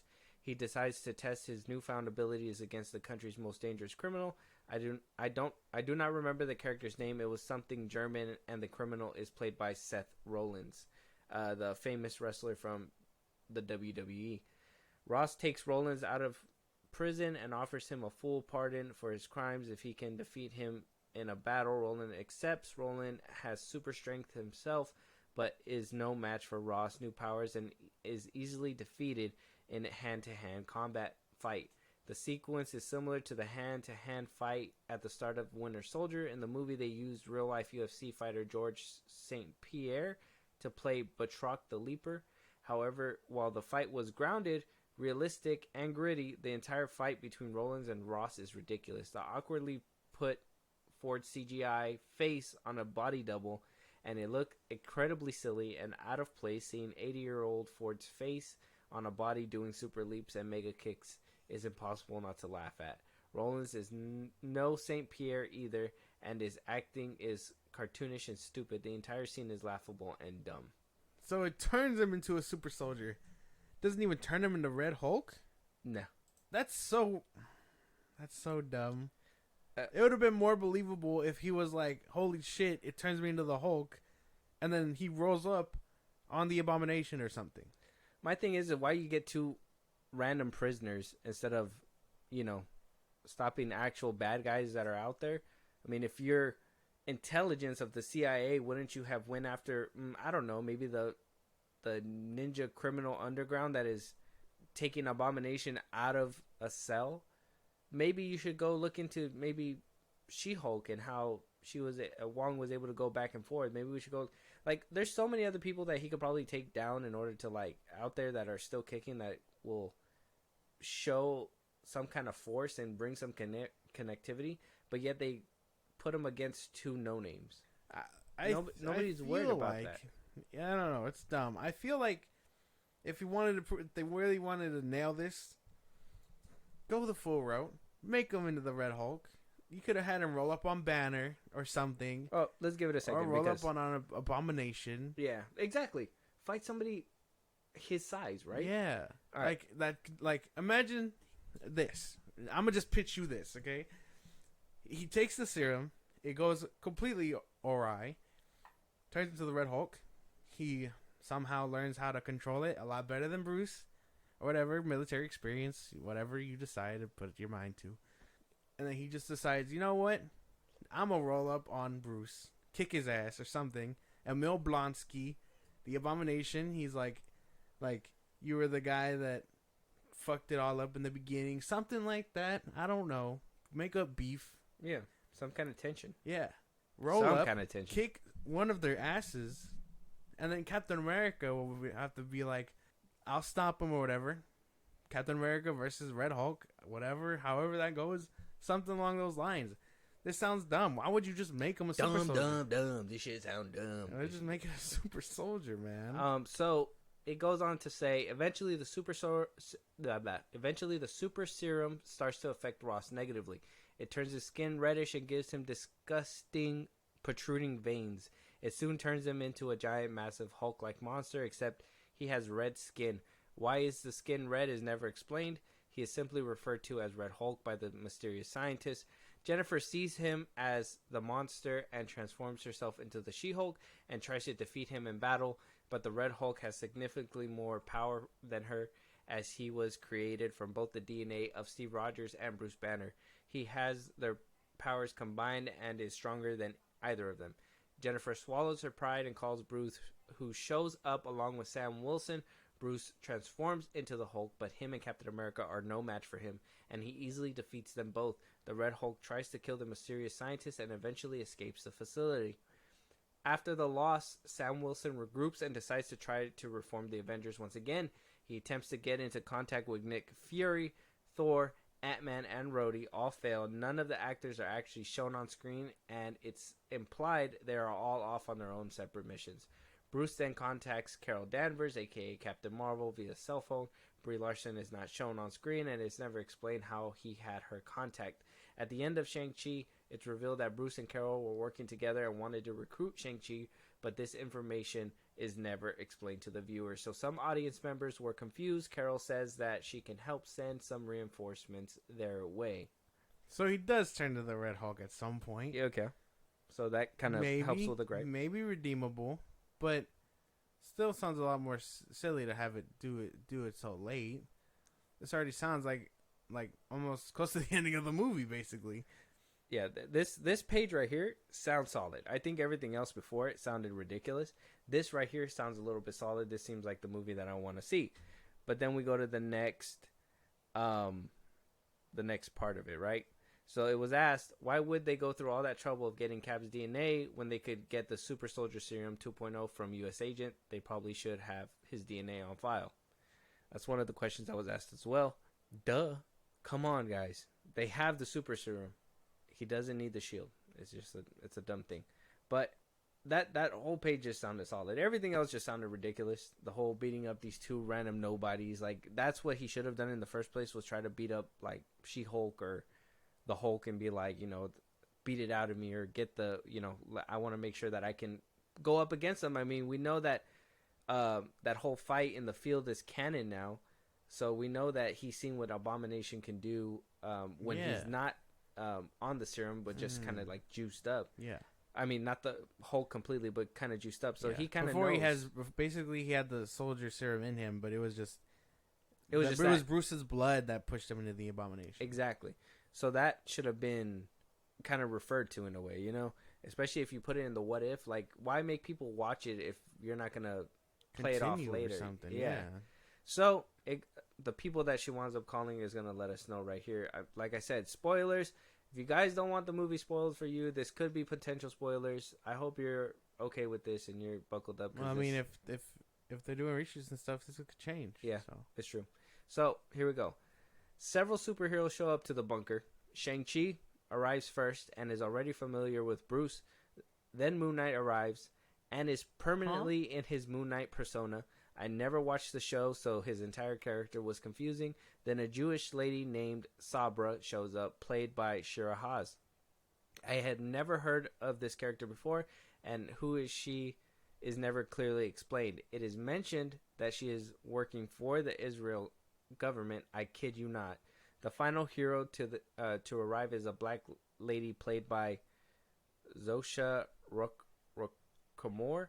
I have absolutely no idea who her character was either. I can't even remember the name of the character. Her superpowers were simply kinetic energy attacks. Whatever she punches or kicks gets hit with a electric shock. Very basic and boring. The entire sequence, I think he was getting annoyed by this point. The entire sequence of all these obscure superheroes arriving is absolutely ridiculous. The audience had no idea who any of these TV characters were, and none of them received any kind of pop. People were expecting big names, and all you got was a bunch of literal nobodies. You have an Asian guy, a Hispanic guy, a Jewish lady, and then a black lady. It was like some woke diversity squad Power Rangers moment. No reaction. Oh, God. Sam Wilson calls up his old military buddy, Joaquin, and gives his old Falcon gear. Gives him his old Falcon gear. Joaquin uses his Top Gun aviation knowledge to become the new Falcon. The new Avengers consists of Sam Wilson as Captain America, Joaquin as Falcon, Bruce Banner, She-Hulk, Shang-Chi, Moon Knight, Sombra, and a random black lady. What? That sounds stupid. like Moon Knight as an Avenger? Random nobodies as Avengers. Not the team I was cooking up. I was expecting Carol, Photon at some point, Miss Marvel, probably a new Avenger. Captain Falcon. That's funny. Falcon, the Hulks, okay. Spider-Man at some point, again, if we ever see him again. I know he couldn't probably be in this. War Machine. Why wasn't War Machine here? I think what they're going for, and when I read this, it immediately popped into my head because I've been watching Invincible. New season's out. First 2 episodes are out. Check it out. It's pretty good. I was thinking like they could potentially be doing like, oh, this is the temporary Avengers team. It doesn't really match up to what we used to have, but this is what we have to go right now. I mean, if the CIA agent's on there or whatever, I feel like that it's gonna get to the point where they're like, well, no, we need actual players, and then that's when Spidey will swing in, and then Captain Marvel will finally take the lead. I was thinking the Marvels were supposed to propel her to that point, but it doesn't sound like that's probably gonna happen. I don't even know if that's because of like her appeal to the audience or whatever, or if the money's gonna do her in because her sequel's not making any. But that's what I thought the route was supposed to be. Fill it up with a bunch of nobodies, make you miss the big Avengers, and then eventually come out with the big Avengers.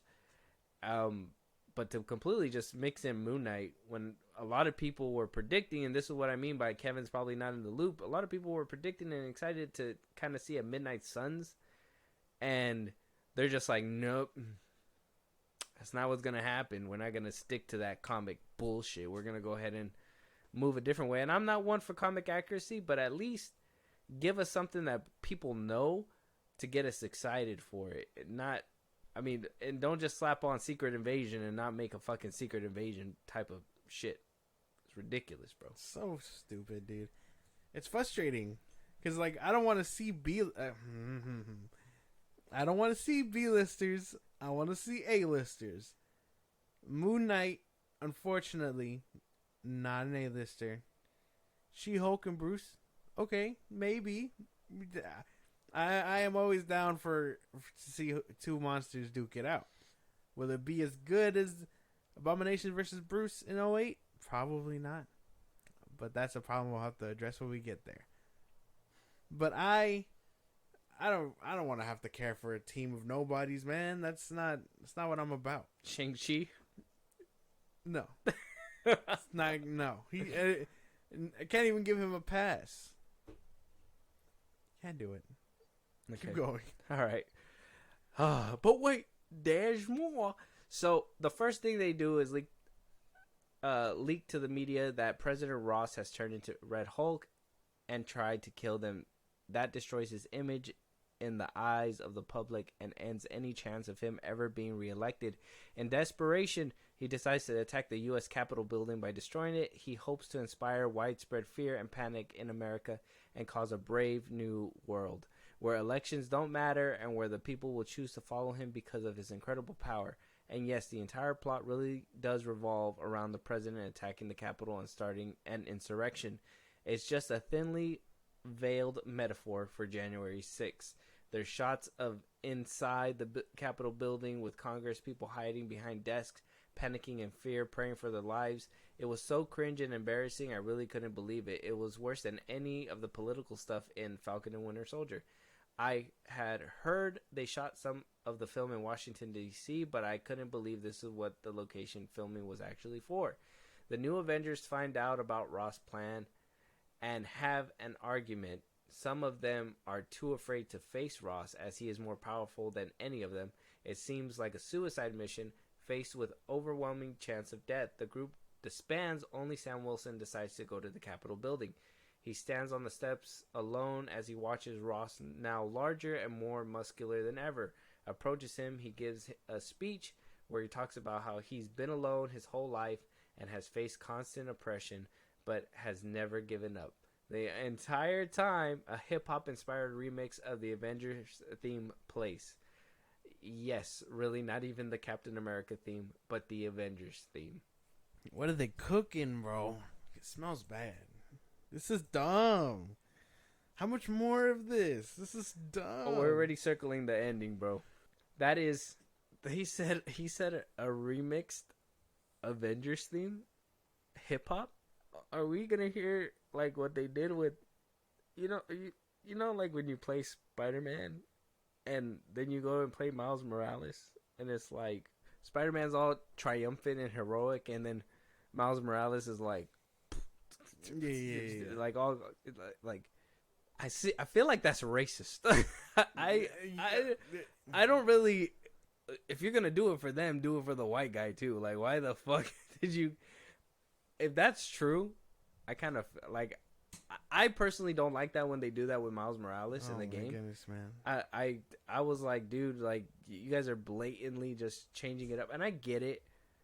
He needs to, have some kind of flavor or some, whatever. Yeah. We like to see our our Puerto Ricans over here fucking sporting that shit, but y'all really gonna like that? Like the whole difference is crazy. So the fact that they're gonna do something like that in the like what I would think is the first black male led movie within the MCU. Yeah. Is it The first black led? Yeah, male. Oh, led. male led. Right? No. Black Panther. Right. Oh yeah. Black Panther. Second. Oh man, I can't even. This is giving me a headache thinking about this. They want to differentiate the Captain Americas, and so they're gonna give them a hip hop beat. That's so stupid. Imagine hearing that shit when we gotta see them fight King Kang and the King Dynasty or something. That's so crazy. It's like, dun, That's so dun. crazy. No, like You're gonna hear E40 in the background. ooh. Ooh. So we're rounding the corner. I think we're getting to the ending now. Joaquin, more spoilers, like I said, but they're reworking like 3 major scenes. So who knows if this could totally be different, but damn, I sure hope it is. Joaquin, suited up in his Falcon gear, flies up and stands beside Wilson. Then Bruce Banner and Jennifer as humans walk up to him. Shang-Chi, Moon Knight, Sabra, and Black Lady show up soon after. They all stand together in front of Red Hulk. The new Avengers spent a very long and boring 10-minute sequence arguing and disbanding, only to reunite 5 minutes later. The moment was not cool at all and was incredibly dumb. Wilson says, "Avengers assemble," but the line is not earned in the slightest. They all charge at Red Hulk. Bruce and Jennifer transform into Hulks and are the first to get to him, but he quickly defeats them. A long battle sequence ensues, but it's a complete mess. The editing is sloppy and confusing, lots of shaky cam, and most of the characters barely do anything. Moon Knight literally does nothing. Only Shang-Chi and Black Lady have the speed and combat ability to match Red Hulk. Shang-Chi puts up a good fight, but eventually is overpowered. Sombra distracts Red Hulk, and Bruce stabs him with a device he created. It siphons all the super serum out of his body, turning him back into just Ross, who is now shriveled up and decrepit. The battle tries to match the epicness of the airport battle in Civil War, but is completely awful. The only characters who do anything are the minority characters, and Sam Wilson is useless in his own movie. They take the whole serum out of him? They just decide, hey, yo, the most suckiest suck machine I've ever seen in my life. What the fuck, man? Left him shriveled up and cryptid. That is scary, actually. They murdered him. The Avengers are doing that? They murdered him at that point. He's an old man. Harrison Ford can't survive that. They could have left him to actually like join the Thunderbolts. Like imagine he does time or whatever for whatever he's doing. That chick comes in and is like, "Hey, Thunderbolt Ross, boy, do I have a movie for you. You can lead the team or whatever." They could use a Hulk because they got to fight Sentry at some point. Join the Thunderbolts cast. Boom. Captain America. Or Captain Russian, whatever the fuck his name was. Bucky. Yelena.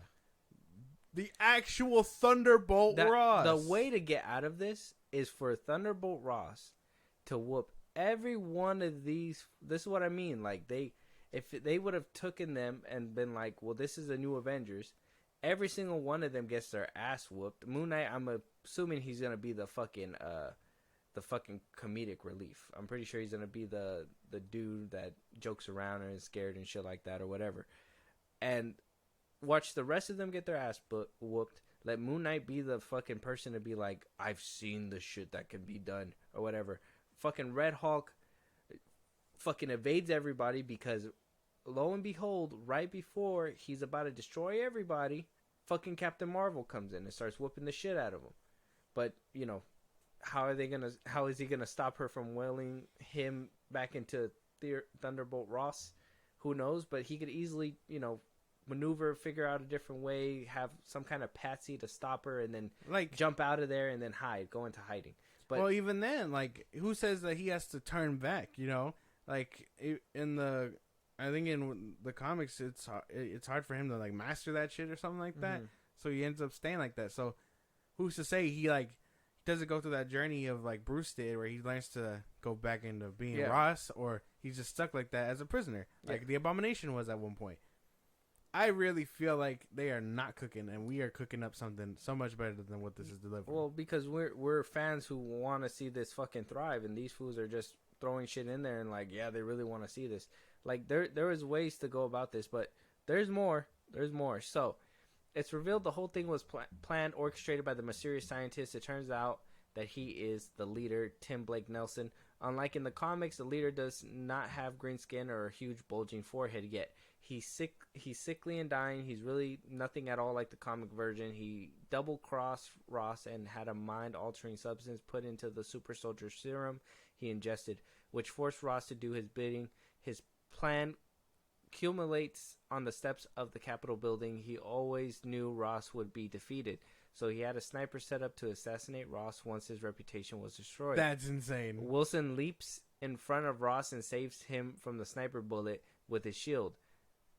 This is supposed to be a big heroic moment where Wilson decides to put his hatred of the president behind him and save him, proving himself as a new heroic Captain America. But like, it's so dumb. You're the hero. You're supposed to save the president.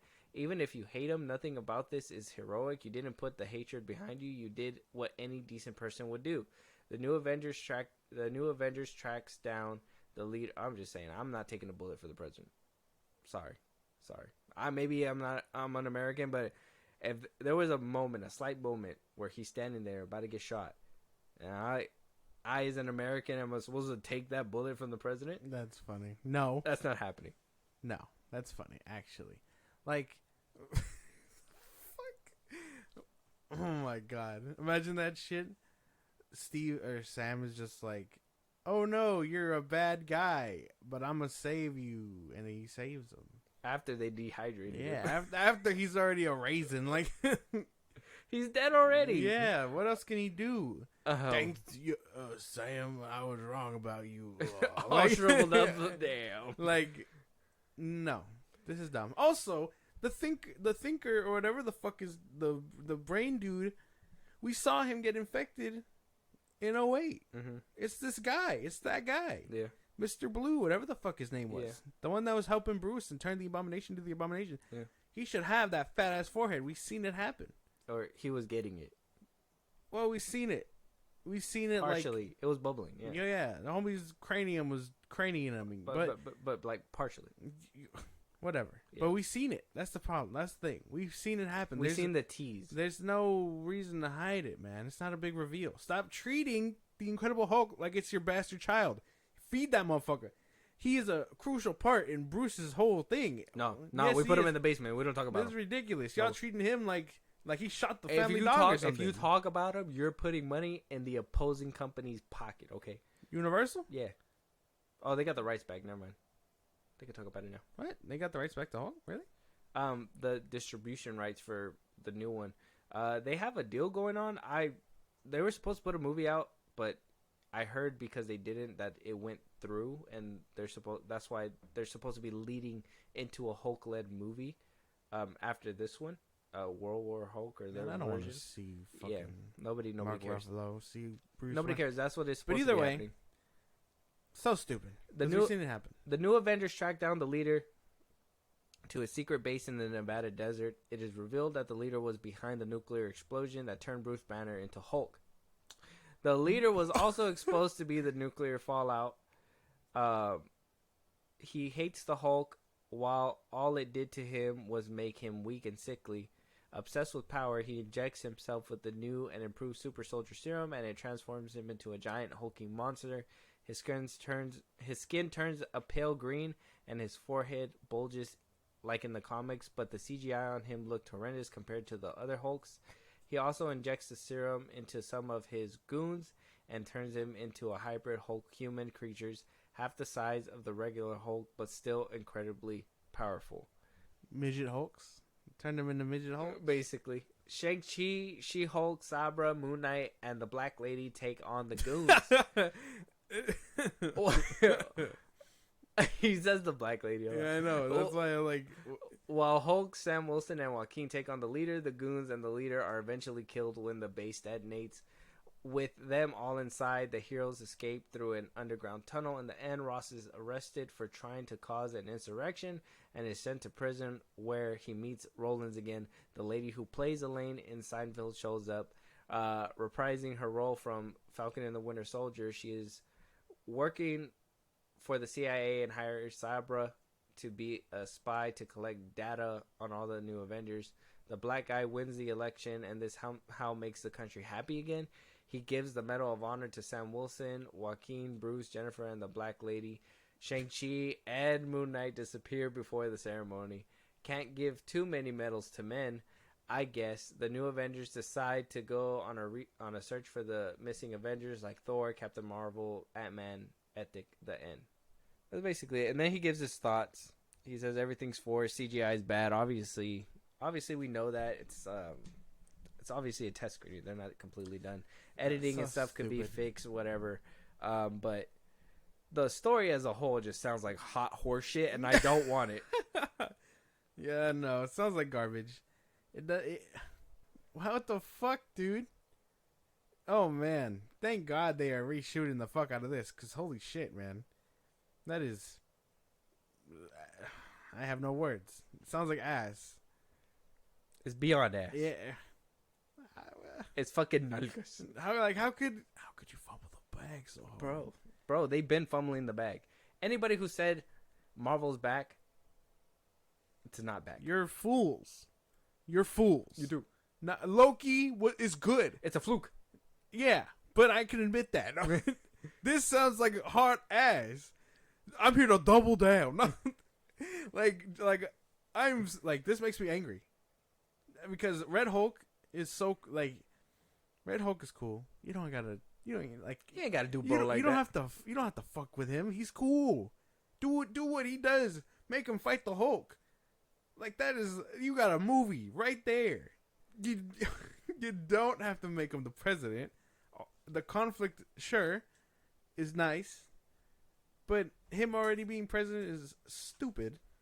The Thinker, or whatever the fuck his name was, so stupid. We've seen it happen in 2008. Like, it makes no sense. I don't understand, man. He was behind Bruce Banner's nuclear explosion? Huh? Like, that doesn't make sense. Bruce Banner did it to himself. They established that in 2012 Avengers. They said, hey, he thought that the secret to cracking your serum was gamma radiation. So what did he do? He went and fucked around and found out. Turned into a 12-foot hulking monster, bro. That is dumb. They are fucking with it. They are fucking. This is dumb. I'm not excited for this. They better change it up quite quickly. The whole can't give that many medals to Ben line is wild, bro. The fact that he said that. I just like that he wasn't paying attention. He just kept calling the black lady a black lady, like if she wasn't supposed to be there. She's well. I mean, if it's a character that you haven't even heard about, and you're just like, why is she in this movie? Also, the dude, he said he gave his wings up to a buddy of his that he used to serve with. I assumed he'd give it to the guy from Falcon and Winter Soldier. Isn't that him? That's what I thought. That's him. His name. That's him. His name. I don't recall his name. Maybe that's why I'm throwing him off. But like, I don't remember. I think it's him that they're talking about. That's what I heard, that he was supposed to be in the movie. Oh, well, maybe I am wrong about that, but I don't know. They are not cooking with this. This is stupid. Falcon and Winter Soldier right here. I could think of a whole new fucking movie off the top of my head. Yeah, Joaquin Torres. That's him. Okay. Good. Yeah, he was in Top Gun. Very good. So it is him.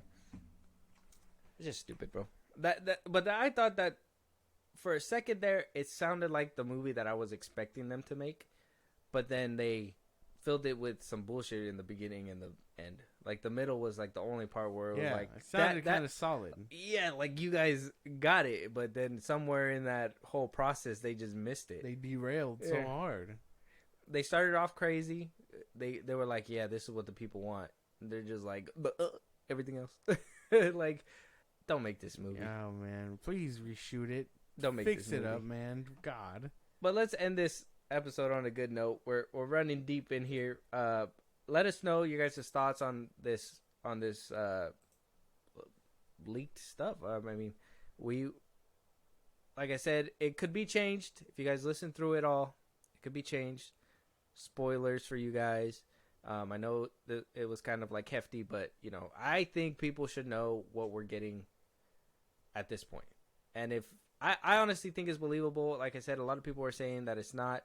I personally believe it because there's a lot of things in there that behind the scenes wise we knew was supposed to be involved. Yeah. Mm-hmm. And so it makes sense in the way that he's describing the movie. And it doesn't sound like they changed anything from She-Hulk and Black Widow and wherever the fuck that we're at. And I'm not one of those people to say MCU or anything like that, but we can most definitely tell if you really pay attention that a lot of the men are getting sidelined in these movies. And for them to have Sam Wilson and then the rest of the team be women and one Moon Knight, like they're like, yeah, women, and then Moon Here's Knight. Shang-Chi and Moon Knight. Yeah, like bro, why is Moon Knight an Avenger? Who made that call? He's crazy. No, he's not okay in the head. There's a specific reason why he isn't a part of the Avengers. And who recruited him? We showed nothing of a recruitment by the end of Moon Knight season 1. Nobody recruited. There was a kaiju fight, and then the Egyptian lady got powers, and then what happened? We run into Jake, who somehow speaks Spanish. Hola, muchacho. He's like an. Bro, I don't know. But let us know that. Who the fuck? Let us know Nick what Fury you guys think. decided, his crazy ass would make a great Avenger. No, he's crazy. He talks to himself. Nick Fury is not in the right mind himself. Okay, he's supposed to be in space, technically. But we gotta watch. Who's establishing? We this gotta watch the team, Marvels dude? to figure out where he's at. So that's just something that we gotta do. Wow, Fiege, you really got us in a bind. We really have to watch man. something. Thanks for that, bastard. You know what would really help me wash that down? If you just confirm the X-Men were in the fucking movie. Like, my God, man. I swear to God, bro. If it's a fucking Black Adam cameo like what they did with Henry Cavill, it's stupid, ridiculous, and it's just that's what I hear. And you know what? Just so you guys Spoiler don't think free. that I'm fucking, I'm not a hypocrite or anything like that. But The Rock did with Black Adam, with Man of Steel, was that Hail Mary desperation throw that he decided to do. If the X-Men are in here, and that's exactly what they do, the same way, if we don't see a prominent X-Men throughout the whole movie, and we just see some weird-ass, like, cameo or whatever, Yeah. it's like, that's a desperate Hail Mary throw. And I guess that's how you can tell that Fiege is desperate. That shit's insane, bro. Yeah. Insane, dude. This makes no sense. But anyway, what are we doing here? What is this? Oh, we're going to go ahead and watch the new trailer for Ghostbusters. Oh, The Frozen shit. Empire. Okay. Paul Rudd's coming back. We're having the kid from Stranger Things back, and the mom's coming back. The whole gang is back. We finally got a trailer. We knew that this movie was done. It did beat the SAG AFTRA strike and all that. It beat it again because they'll be able to have cast promote. We got a trailer, and then right after that, we have the new Netflix Avatar: The Last Airbender trailer. Oh, shit. So we have 2 good trailers. There we go. Ending on a good note. Yeah, Watch we gotta- down that hard fucking pill. Let's go ahead and jump into this. We're going to start with Ghostbusters. Ghostbusters.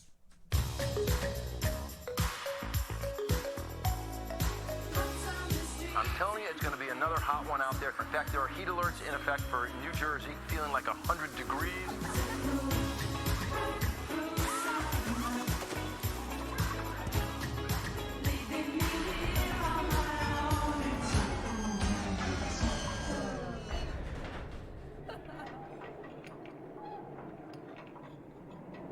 What is that?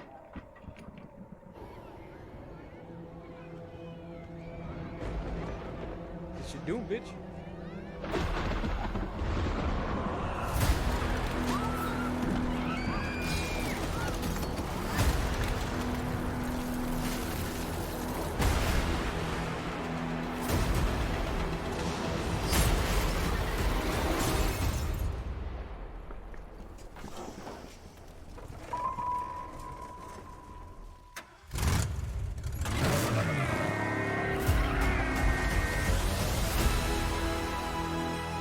first time in New York history, people froze to death in the middle of July.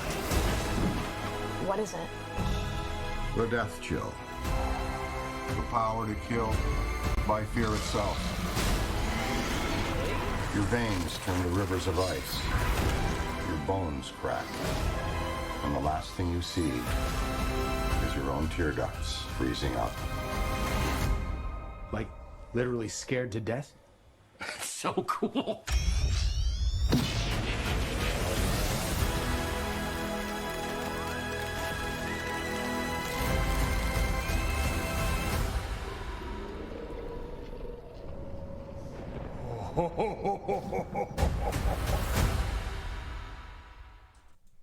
That looks sick. Yeah, that's gonna be a good. Movie. That looks so good. That was gonna be good. I like how the first one, or the remake, Legacy sequel, like that one stayed close to the heart. I guess, you know, played it very close to the chest. Brought in things that we loved, we knew, and things like that to re-invite the fan base back. But now it seems like they're trying to keep everyone around, because we did see Bill Murray and whatnot. But it's like they're trying to advance it in a good way. I like that this trailer started off like a horror movie. That looked crazy. Yeah, they're taking their time. They are basically doing what I've been saying to do with these movies for a while, especially like these legacy sequels. I think we were talking about it the other day. What were we talking about? The Gen V review that we decided to do. It'll be out next week. That one. At the This, time of this week. when this one comes out, it'll be out Saturday. Yeah. But something like that. like, and what they did with what is it? That Full House show. Yeah. Like, you have to have the characters come back to basically show people interest, make you fall in love with these characters, and then gradually make that into a passing the baton moment, which I'm pretty sure this is what's going to happen. It's insane that these kids are just fucking becoming Ghostbusters, but I mean, fuck it, anything could happen, I guess. Well, they're like almost adults, technically. Yeah, that's true. They were almost out of high school, except for wait, did they have a young one? No, it's just the girl and the boy, huh? The sister was younger than the boy, but that's about it. Yeah, By like a year or They look whatever. like they were about to be out of high school. Fuck it, straight into Ghostbusting. But I like that it takes place in New York. yeah, we're getting back to there. That whole freezing thing looks cool. Obviously, the CGI got to be polished up just a little bit more, but I mean, it's a good little teaser for what's It's a nice to concept. come. Yeah, Like being so scared stiff, like that's crazy. yeah. That's so good. Where So like cool. until your like eye ducts freeze. Yeah, no, that's insane. What That's the fuck? scary. Yeah. Good trailer. Go check it out. It's on YouTube. I mean, this is something that's gonna be theater worthy, 100%. I don't think it's coming out this year, right? Is that coming soon? Yeah, it'll probably come out in like 2024. January? My Yeah. birthday, hopefully? That'd be cool. No. What? Damn. You know? Yeah. Fuck your birthday. What? Yeah, that's right. I'll say it right here, right now. Man, man. you better stop before you don't get nothing for yours. No. Oh, damn, it's coming up. Idiot. Actually, we're excited for both our birthdays. We're excited for all the birthdays. Actually, so excited. I'm going to give you the Avatar, The Last Bender, The Last Airbender. The last bender. Yeah. Get your last hot dog. I'm saying the last hot dog. Avatar, The Last Airbender. This is Netflix's new show. Yes. Obviously, it's true to what we're supposed to see and not whatever M. Night Shyamalan cooked up. I'm sorry. He's a good director. Just not good for the Avatar series. That shit was insane, the amount of movement and manpower it took to move a pebble. It was Move crazy. one boulder. They said, ha, ha, yeah. Ooh. So stupid, dude. So hopefully we see some good bending in this one. Earth bending for sure. We need to see some positive. I think he got everything else right? With the water and the air. The air was kind of okay. All that whooshing around was kind of awkward, I'm sure, on set. Yeah. What Maybe. Are you excited about this? Were you a fan of the M. Night Shyamalan one? No. Oh. What the fuck? No. I don't know anyone who's a fan of that one. No. Maybe for no. nostalgia, for it being the first one to try? No. I don't think so. Not even A for trying? A for effort? I think eventually, if this one ends up going far, I want to be able to keep watching and stuff. It's just worrisome that the OG people aren't on it. That's the thing. Yeah, they left. Like, I don't want to watch Avatar: The Last Airbender mixed with Euphoria. You know what I'm saying? 2.0? Damn. Damn. That's like my one like gripe. Aang is gonna be torn between the Earthbender and the Waterbender. He's gonna be clapping Katara cheeks. Like I don't want to see that. Damn. He's gonna find his center chi and unleash all the ancestry. But let's go ahead and jump into this. I'm more excited for the CGI. I need to see what that's gonna look like. I need to see what Appa's gonna look like. Hopefully they give us a little tease about what the bending is gonna look like. At least water I would or hope something. so. Yeah, it's a little tease, something. I hear the shining highlight is the actress playing Azula, so I'm excited for that. Yeah. Whoever got Azula is just like has the easiest job ever. You just gotta act like a psychotic bitch. That shit is just super easy for all girls in my opinion. No, I'm playing. I'm playing. Anyway, I'm play the playing. trailer. Yeah. Don't think too hard about it. Time. Time is a funny thing. The past. The future.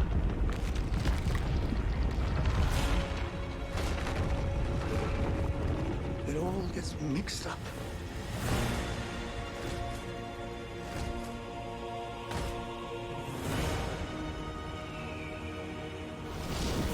There's only one way to keep it straight.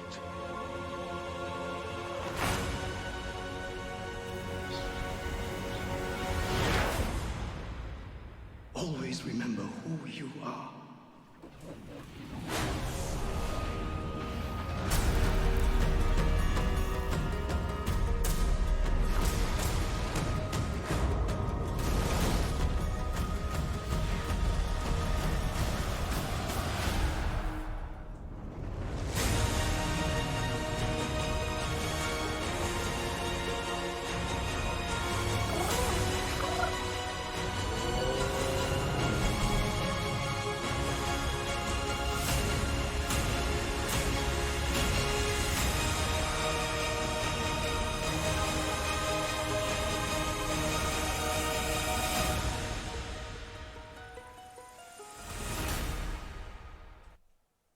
February 22nd. Is there more? Nope. That's it. February 22nd. Okay, not too bad. The bending looks cool. Yeah. Looks like they got that right. Some of the fires, the CGI has to get a little bit better. It looked like it goes from, like, for, like, the big shots, it looks like it went from really good CGI to, like, painting in the background, if that makes sense.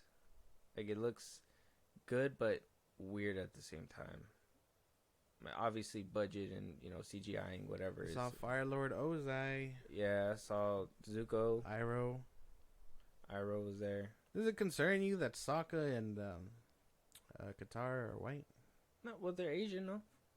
They're supposed to be Asian. Well, yeah, but in the cartoon, they're, like, darker. Darker. Nah, like, as long as they're true to, like, what they're supposed to be, I guess, race-wise, I'm good with that. But, like, there's different colors.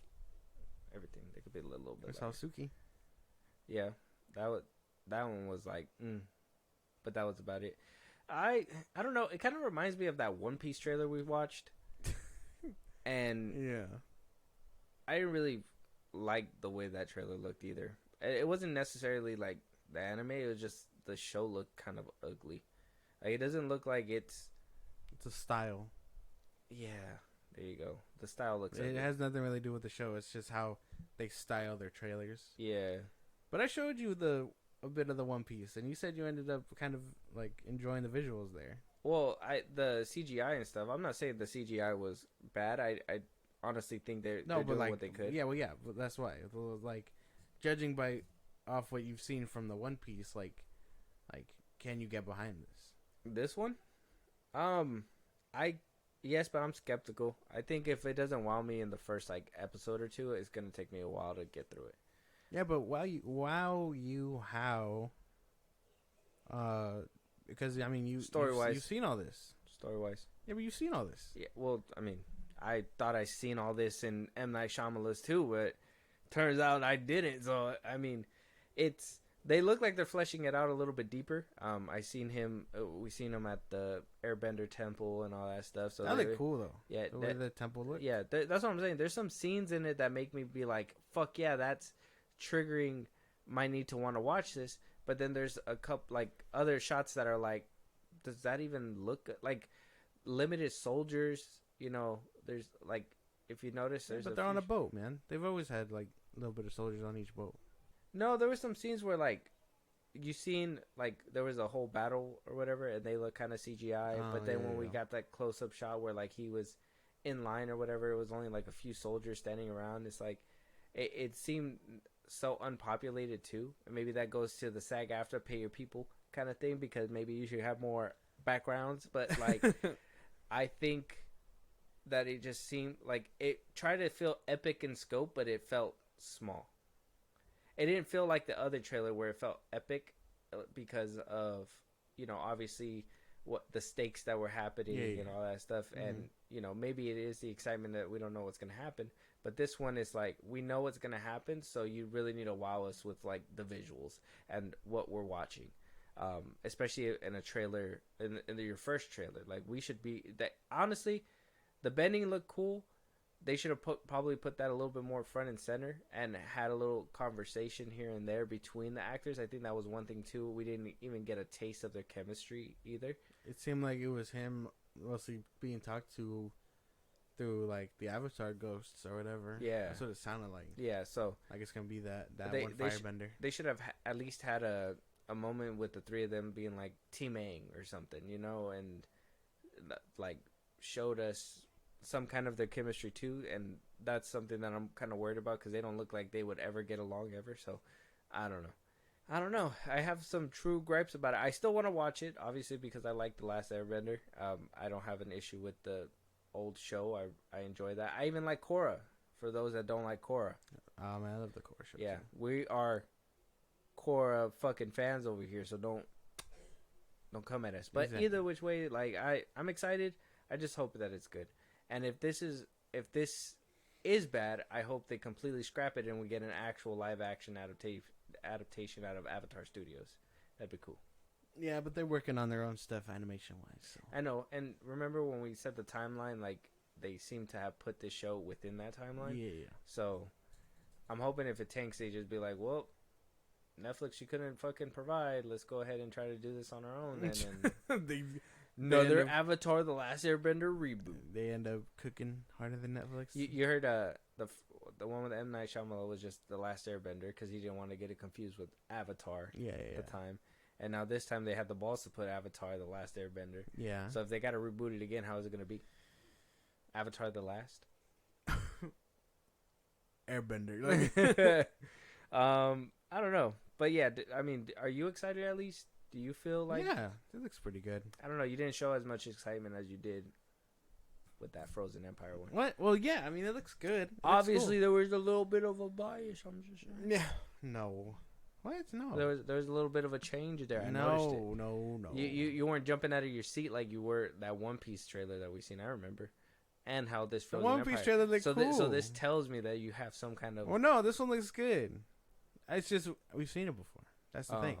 You're not excited to rehash it again? Not really. But again, like some of it looks cool. Like the bending. I'm in it for the actors. The dude that plays Iroh is a really good actor. Fire Lord Ozai. Mm-hmm. I can't wait to see what Toph looks like.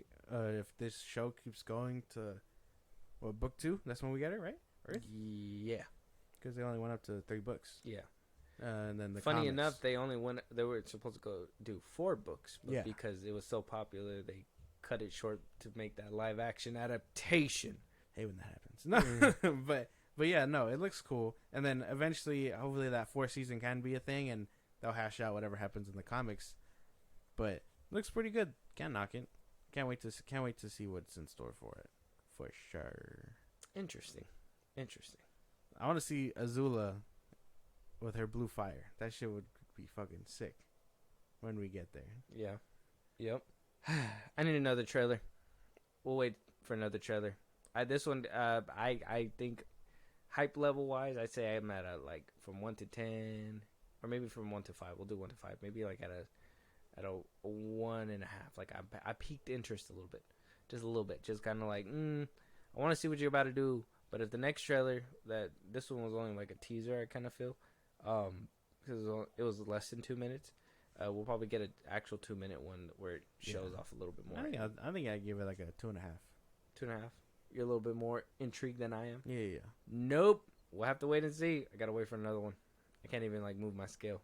But yeah, with that being said, let us know what you guys think. Go check out the trailer. It is on YouTube right now. Let us know what you guys think. We want to know, do you guys fucking with this trailer? Are you on my side about it? Are you just not enthusiastic to rehash this story just yet? Want to know about that Marvel thing too. Josh, let them know where they can talk to us, give us a movie if they want us to review it, if they want us to talk about a topic that we haven't spoken about here. If they want to catch a live one of these days. Sorry we didn't put one out last week at the time that you're listening to this. Just got busy. We had things to do. But go ahead, Josh. Twitter, TikTok, Instagram at FilmBros Podcast. We post new episodes are up. You get us up there for any news or movies you want us to cover. Buzzsprout, link is in the bios of the social site. I just gave you, support us there. It's kind of like a Patreon. Subscribers get special perks. Shout outs on episodes to recognize you for helping us out. Listen to us anywhere you get your podcast at FilmBros Podcast, Spotify, YouTube Music. We're on a bunch of sites. Check us out. Be a part of the conversation on Twitch at FilmBros Podcast every Saturday and throughout the week. Again, sorry we didn't put one out last Saturday, but it's every Saturday. We try. And then subscribe to our YouTube at FilmBros Podcast. Yeah. And we kind of made up for it. This is a long one. You guys got a girthy one today. But with that being said, thank you, SAG. Yeah. And if you guys listen for this long, make sure that wherever you guys are listening to, whether it's Spotify, Apple Podcasts, Google Podcasts, YouTube Music, anywhere that you guys are listening to, make sure that you guys rate us. It helps with the algorithm. Leave us a comment if you guys want at the very bottom. And we'll talk to you guys on the next one. Talk to you guys later.